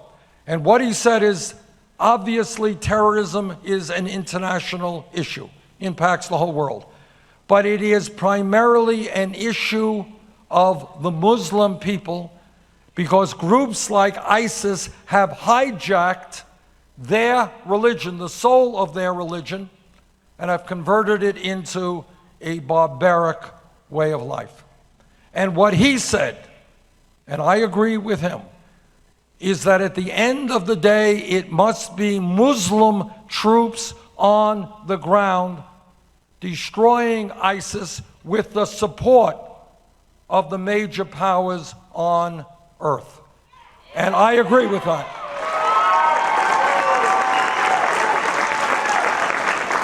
So I believe that the United States, UK, France, Germany, Russia, all of the major countries around the world should be active in supporting, through air efforts, training of troops, helping the Muslim troops on the ground destroy ISIS. And here there is maybe some good news recently. And that is, as you know, the Iraqi army has not been a terribly effective fighting force. That's right, that's an understatement.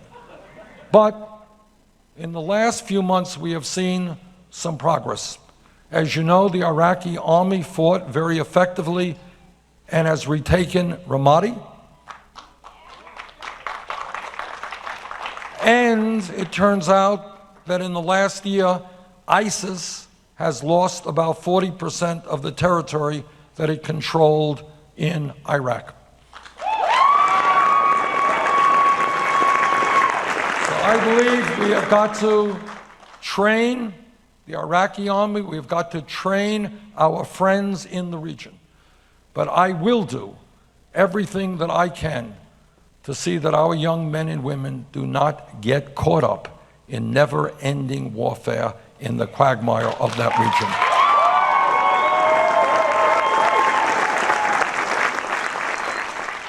Let me just go back to the point that Susan Sarandon made a moment ago. Well, it was more than a moment ago, I guess. A few moments ago.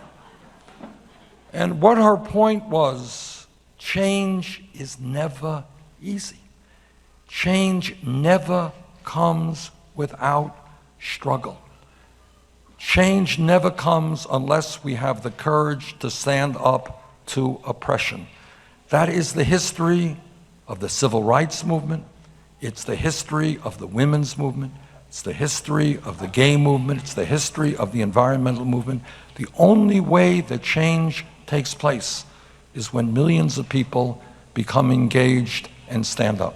We're with you, Bernie.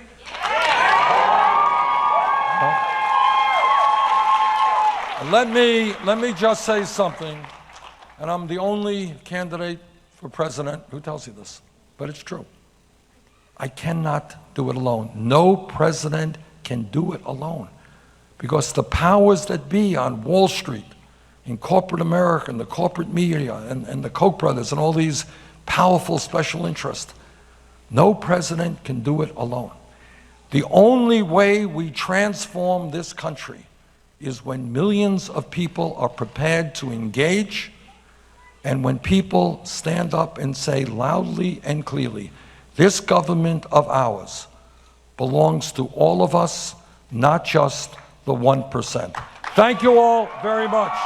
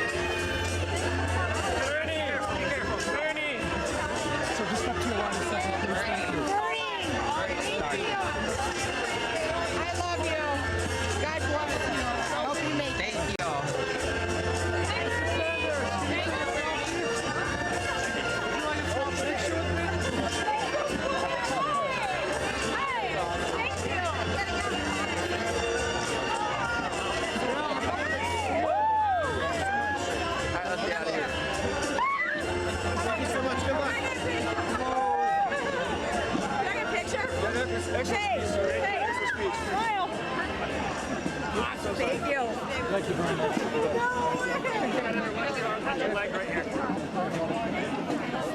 Nice to meet you. Good job. Good job. Step up or be stepped on. Can I get a picture with you? Careful now. Sure, can he get a picture with you? He was very excited about coming today and seeing you. Thank you for coming. There we go, I got it. Thank you very much, sir. Bernie, thank you. Thank you. Nice.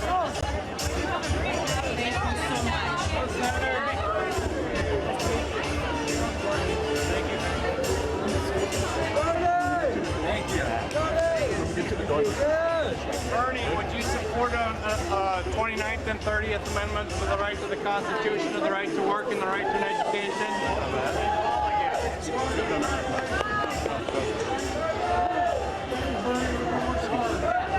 Young people support you, Bernie. Go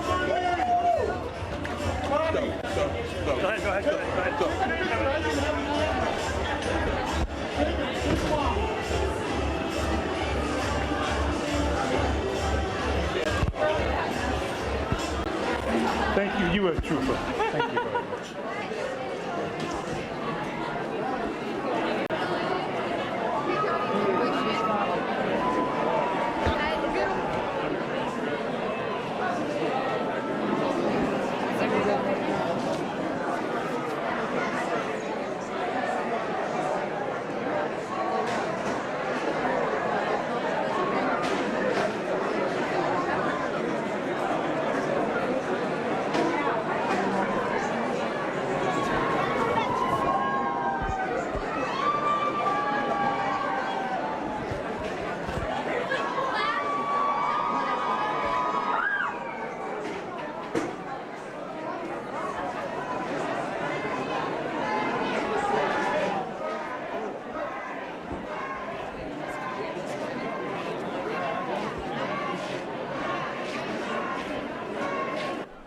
From Mason City, Iowa, that was Bernie Sanders.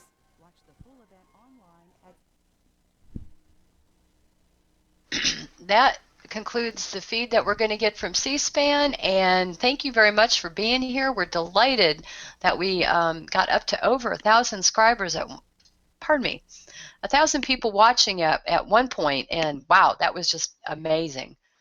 And John, have we got another video coming up? It looks like Senator Sanders, when he spoke after meeting with President Obama this morning, that looked like what that was about to come up.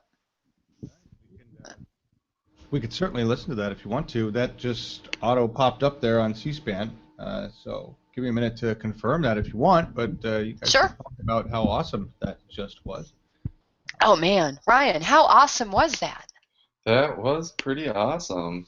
I loved listening to him walk out like that and hear people yelling, "Bernie, we love you," and just he really is like a rock star, man. Yeah, as I've said before, to me this is very reminiscent of the way I heard my grandparents talk about Roosevelt. I very much feel that way. I feel that same kind of excitement, and nobody in the audience could see this happening to me, but the guys in the hangout back here probably saw me do this. There was a comment, several comments that Bernie was making, but he started naming out the names, listing the corporation names, and I was just back here shaking my arms like this because that's what we need. We need someone to lay it out there so that people know who we're talking about, know who they are and what they're doing, and how they're controlling our government. Yeah, he tells it like it is. There's no BS with Bernie. None at all. I'm going to jump over here for one moment. John, are you ready? No, actually, I lost that video.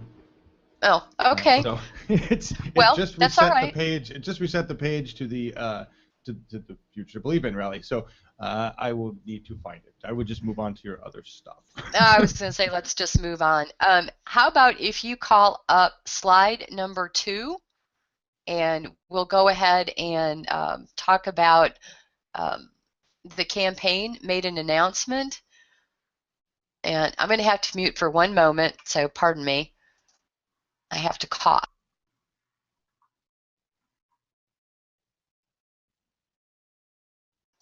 Okay. The campaign made an announcement. John is showing that right now, and I'm going to read this to y'all. Mason City, Iowa. Bernie Sanders campaign manager Jeff Weaver on Wednesday issued the following statement calling for additional debates among the Democratic Party presidential candidates. As most of you are aware, we've had some issues now with the debate that came up with MSNBC and one of the local New Hampshire television stations, I believe, and I can't remember the call letters right at the moment. I'm sorry. The statement goes on, from the beginning of this campaign, Senator Sanders has called for more debates. Secretary Clinton has not. Now she is asking to change the rules to schedule a debate next week that is not sanctioned by the DNC. Why is that? The answer is obvious. The dynamics of the race have changed, and Senator Sanders has significant momentum. Senator Sanders is happy to have more debates, but we are not going to schedule them on an ad hoc basis at the whim of the Clinton campaign. If Secretary Clinton wants more debates, that's great. We propose 3 additional debates, one in March, April, and May, and none on a Friday, Saturday, or holiday weekend. And all 3 Democratic candidates must be invited. If the Clinton campaign will commit to this schedule, we would ask the DNC to arrange a debate in New Hampshire on February 4th. So that's kind of breaking news coming out of the campaign while we were watching Bernie. Ryan, what do you have to say on that? What are your thoughts? You have to unmute yourself. Sorry about that. You and I were talking about that earlier today when we were getting ready about how we've been asking for months and months for more debates, and Hillary was awfully quiet, saying, no, I think the DNC has the right amount, and we don't need any more. And now the tide has turned, and Bernie's pulling ahead, and now all of a sudden she wants more debates, and I will be very anxious to see if the DNC complies, because like we needed any more proof that they're buddy-buddy with Hillary. But that would be what that shows. Hillary the Queen wants more debates, and now we might have them. So Yeah, well, I like the particular phrase in the within the context of the document, which is, if Secretary Clinton wants more debates, that's great. We propose 3 additional debates, and they list them out how they want them, which is not on weekends, not on Fridays or Saturdays, not on holidays. It's like give the people a chance to hear all of the candidates, and I think it's admirable. They want to include Martin O'Malley in that when his polling numbers are down there in the 2-3% range. yeah. I think maybe 4% in New Hampshire. Yeah, I mean, I don't think it's unreasonable of a request to not want them on weekends, not have them hidden behind other events or whatever, and to have 3 more debates. It's just so funny because 8 years ago, it was the exact opposite from Hillary Clinton. She was the one saying to Obama, "Let's debate more. The public deserves to hear us and be educated and make the right decision." And now all of a sudden her tone has changed this election until now. Now she gets to come out and be like, "Oh yeah, let's have more debates. The people want them. Let's give it to them." It's just another flip-flop. Yeah, it's kind of funny. I want to let everybody know that Denise, she was not feeling very good, so she had to excuse herself and go lay down. So we hope that she feels much better and that she feels better soon. we appreciate everything that she did this evening and her contributions to the broadcast, and taking comments over and bringing them into our document so that we can have that scroll at the bottom.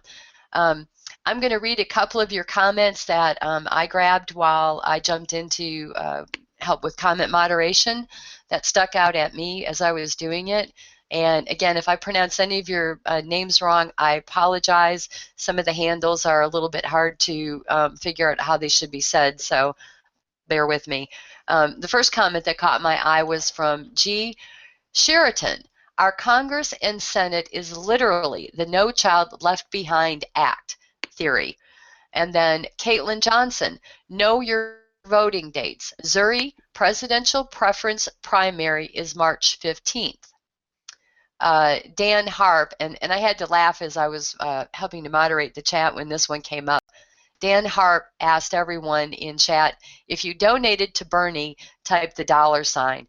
And the chat was rolling pretty fast there, and there was just $sign, $sign, $sign. So really enjoyed that. Okay, and I've got another one here that I really loved this because I felt, truly felt the same way. All right, the name is going to be difficult, but I'm going for it. Yunan Aruko. Probably sounds better said faster. She was responding to someone, so it was at COD Camper. This man needs the hug of millions through votes. I agree. We endorse Bernie is an excellent hashtag that's been going around the past couple of days, and let's hug Bernie with votes. I can't think of a better way to do it. And then there was a comment that really caught the attention of several people behind the scenes at Bernie TV, so I'm going to share that with you as well. Tamika A. posted, I can't believe I'm sitting here crying listening to Bernie Sanders. I believe he is the only way to push for equality. I am a disabled, married mother of 3, and I'm in college in a ton of debt so I can help care for my family. Sanders is the way. Feel the burn. Women for Sanders. Yeah, that one just truly touched me. I couldn't agree more. Yeah. That Brian? seems to be the type of effect he's having on a lot of people. He is hitting home on a lot of these issues that are affecting millions and millions of people every day. Healthcare, education, these are things that are life-changing to a lot of people, and some people probably have gotten really disenfranchised and lost a lot of hope in the system, thinking that, no one's going to have my back, and my life is never going to get better. I'm stuck with this. So to have a guy like Bernie come along is probably really emotional to a lot of people because it's giving them a hope that they may have lost years ago. Yeah, it's I would have to say that there's a lot of demoralization that's taken place in this country. I mean, we've had 35 plus years of trickle down economic policies that have basically been used as methods both at state level and the federal level to funnel money from the average workers, you and I, into the hands of 1%. One of the other things that Ryan and I were discussing as we were putting together the rundown for the show, the broadcast, was how if you think in terms of unions, Bernie is our union leader. And I said to Ryan that I would love dearly for right after Bernie took office that he said to the nation, I want you to go out on strike. I want you to shut this place down because it's going to be what it takes for us to bring the greedy bastards to the table. Yeah.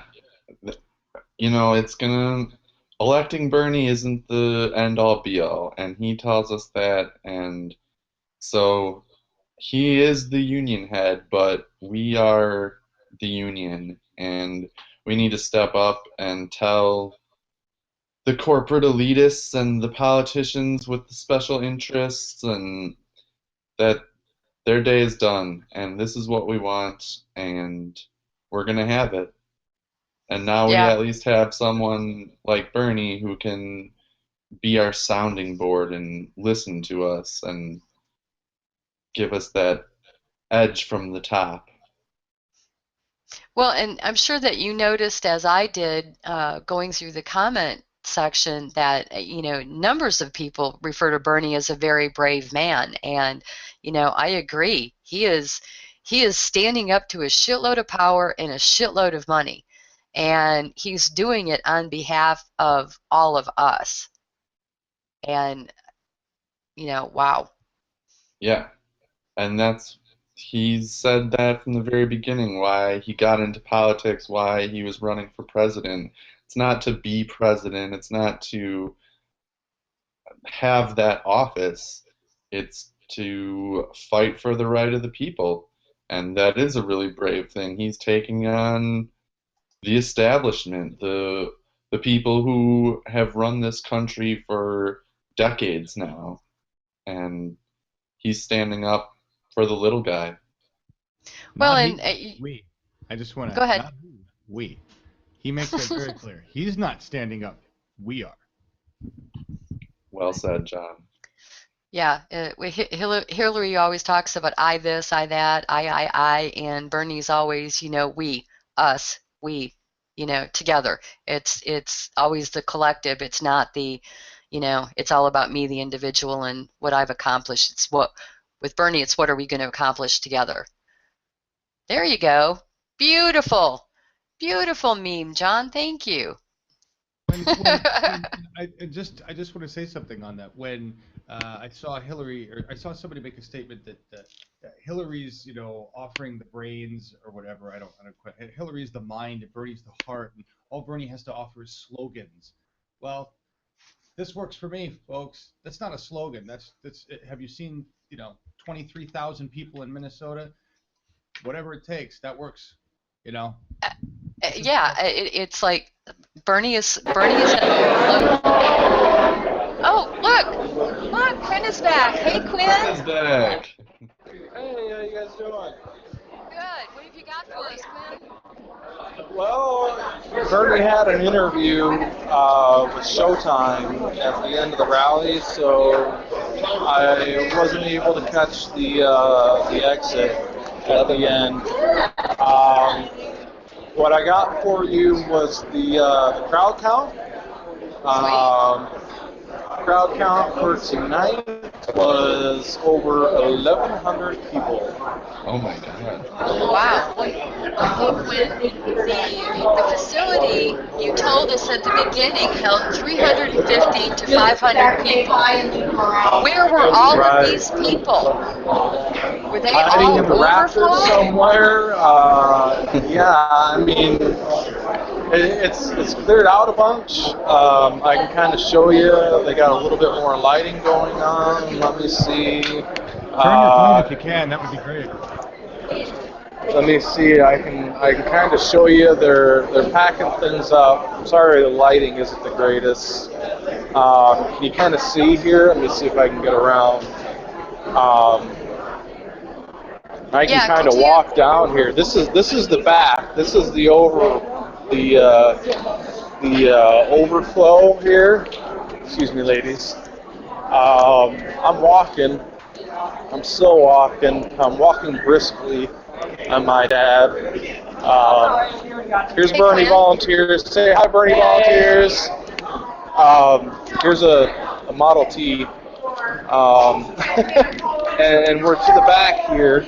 So you can kind of see all the way up, and I can walk up because I think we can actually, get up front here and actually, from a perspective-wise here from the, hey Dan, another Bernie volunteer. We're a pretty close-knit community here. So Quinn, I got a question for you as you're walking down. One, can you flip your camera the other direction, like 90 degrees? Yeah, sorry. Okay, that's one thing. And the other thing is, tell us about the venue. It looks kind of like a mall, like it's got eatery up and down It's either side. it's designed to mock the Music Man, the musical.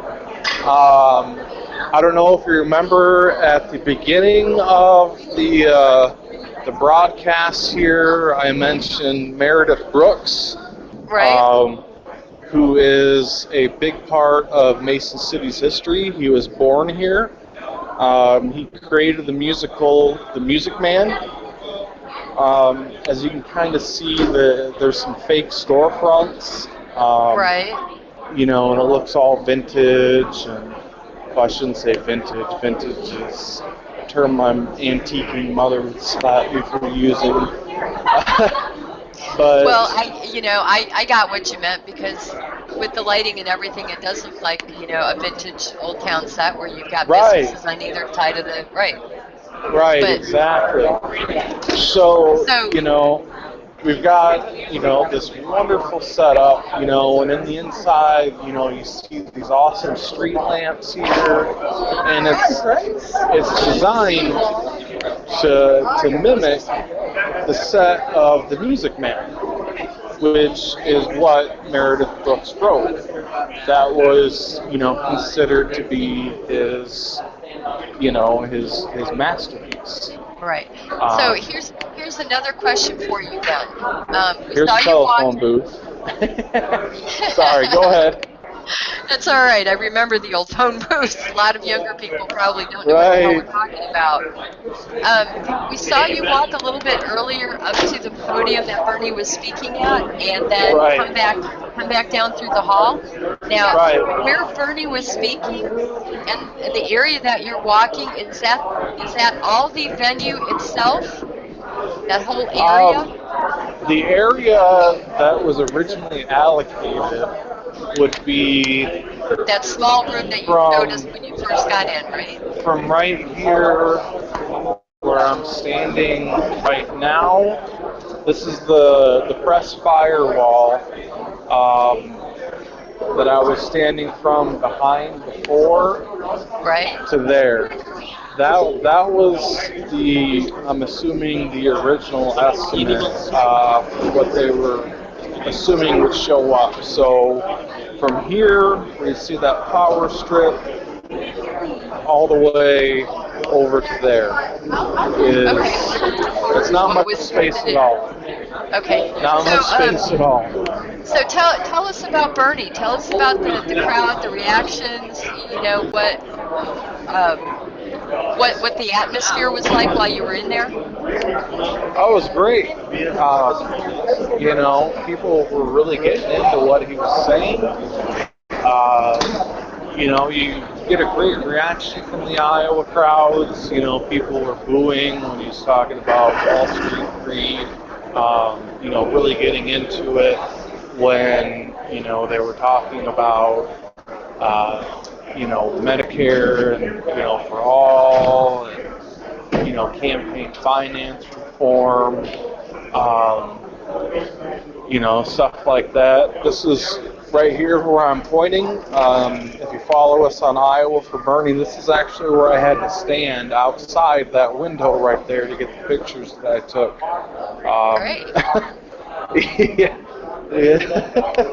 Yeah, it was quite a venture to get anything good, because it was just jam-packed. Most of the people that we have left in here, as you can see, we've got some people on some math books, I'm assuming the journalists of some sorts. Right. Well, Quinn, we are so grateful that you came and brought this. Oh, as always.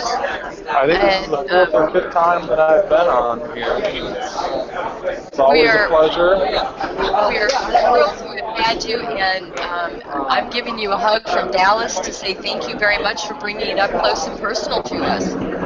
Right, yeah, I'm just upset that, I wasn't able to capture him even, but like I said, he had a really important interview with Showtime, which, like I said, that's an important thing to do. You know, you got to take the press that you can get and take advantage of that. You know, it's definitely great. You know, the media response here and the presence. You know, C-SPAN picking it up and taking it and running. 1,100 people showing up here. You know, we're a town of 24,000. You know, you heard from my conversation earlier while we're waiting for the show. There's people from up in Minnesota coming down here to see Bernie. You know, that one was he was an ex-Republican, you know, just praising Bernie on a lot of the issues that he stands on. You know, it was just great. You know, just to hear about these important issues and how they resonate between both parties.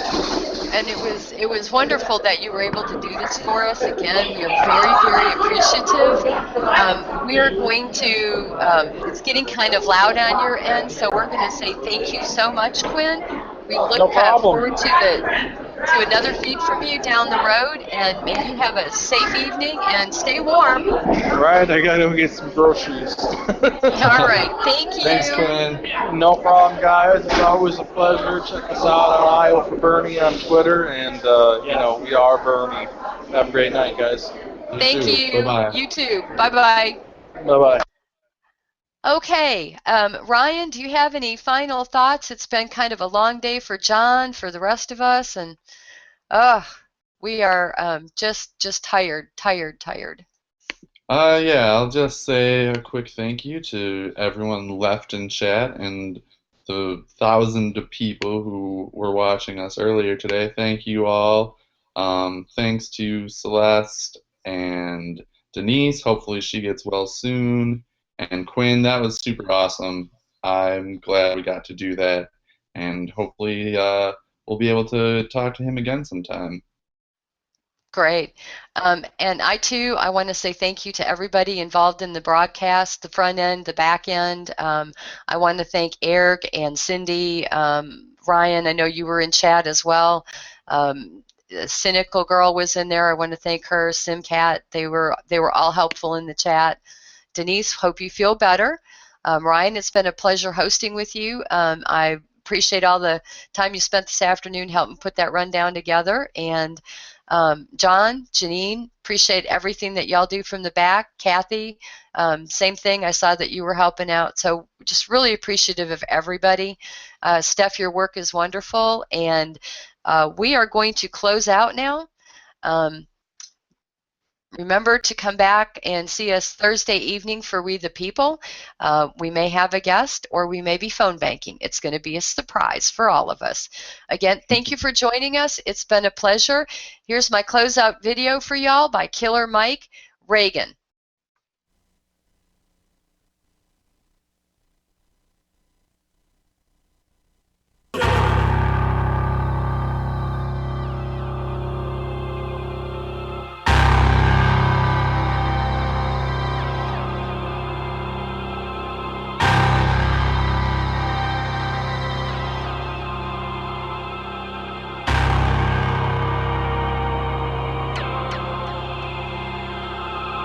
Our government has a firm policy not to capitulate to terrorist demands, that no concessions policy remains in force. In spite of the wildly speculative and false stories of our arms for hostages and alleged ransom payments, we did not, repeat, did not trade weapons or anything else for hostages. Nor will we. The ballad of the bullet, some freedom or some bullshit. Will we ever do it big or just keep settling for little shit? We brag on having bread, but none of us are bakers. We all talk having greens, but none of us own acres. If none of us own acres and none of us grow wheat, then who will feed our people when our people need to eat? So it seems our people starve from lack of understanding, cause all we seem to give them is some ballin' and some dancing and some talking about our car and imaginary mansions. We should be indicted for bullshit we inciting, telling children deaf and pretending it's exciting. We are advertisements for agony and pain. We exploit the youth, we tell them to join the gang. We tell them dope stories, introduce them to the game. Just like our love of North introduced us to cocaine in the 80s when them bricks came on military plane.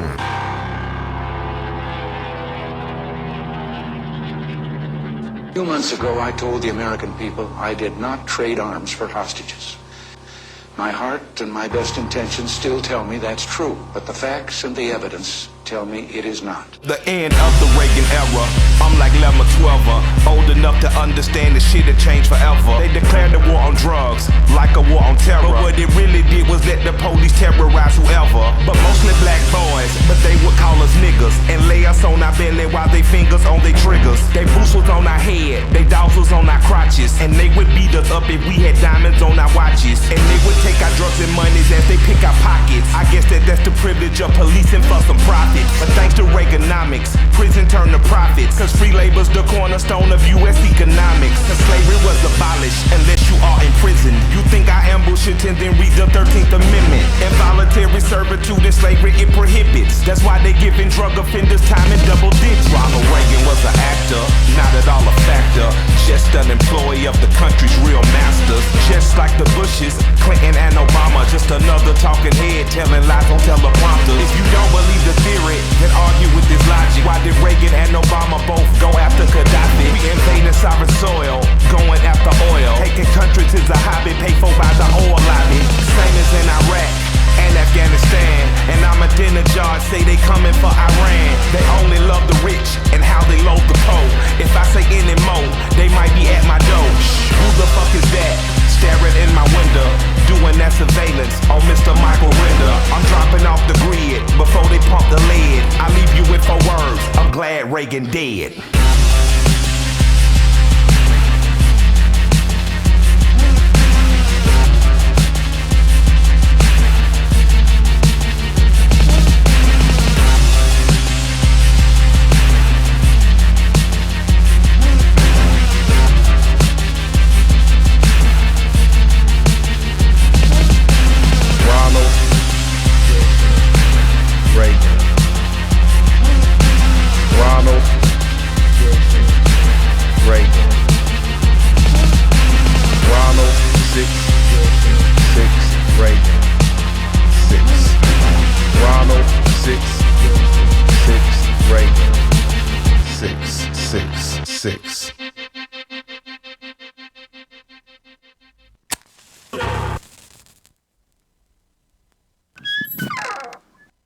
Huge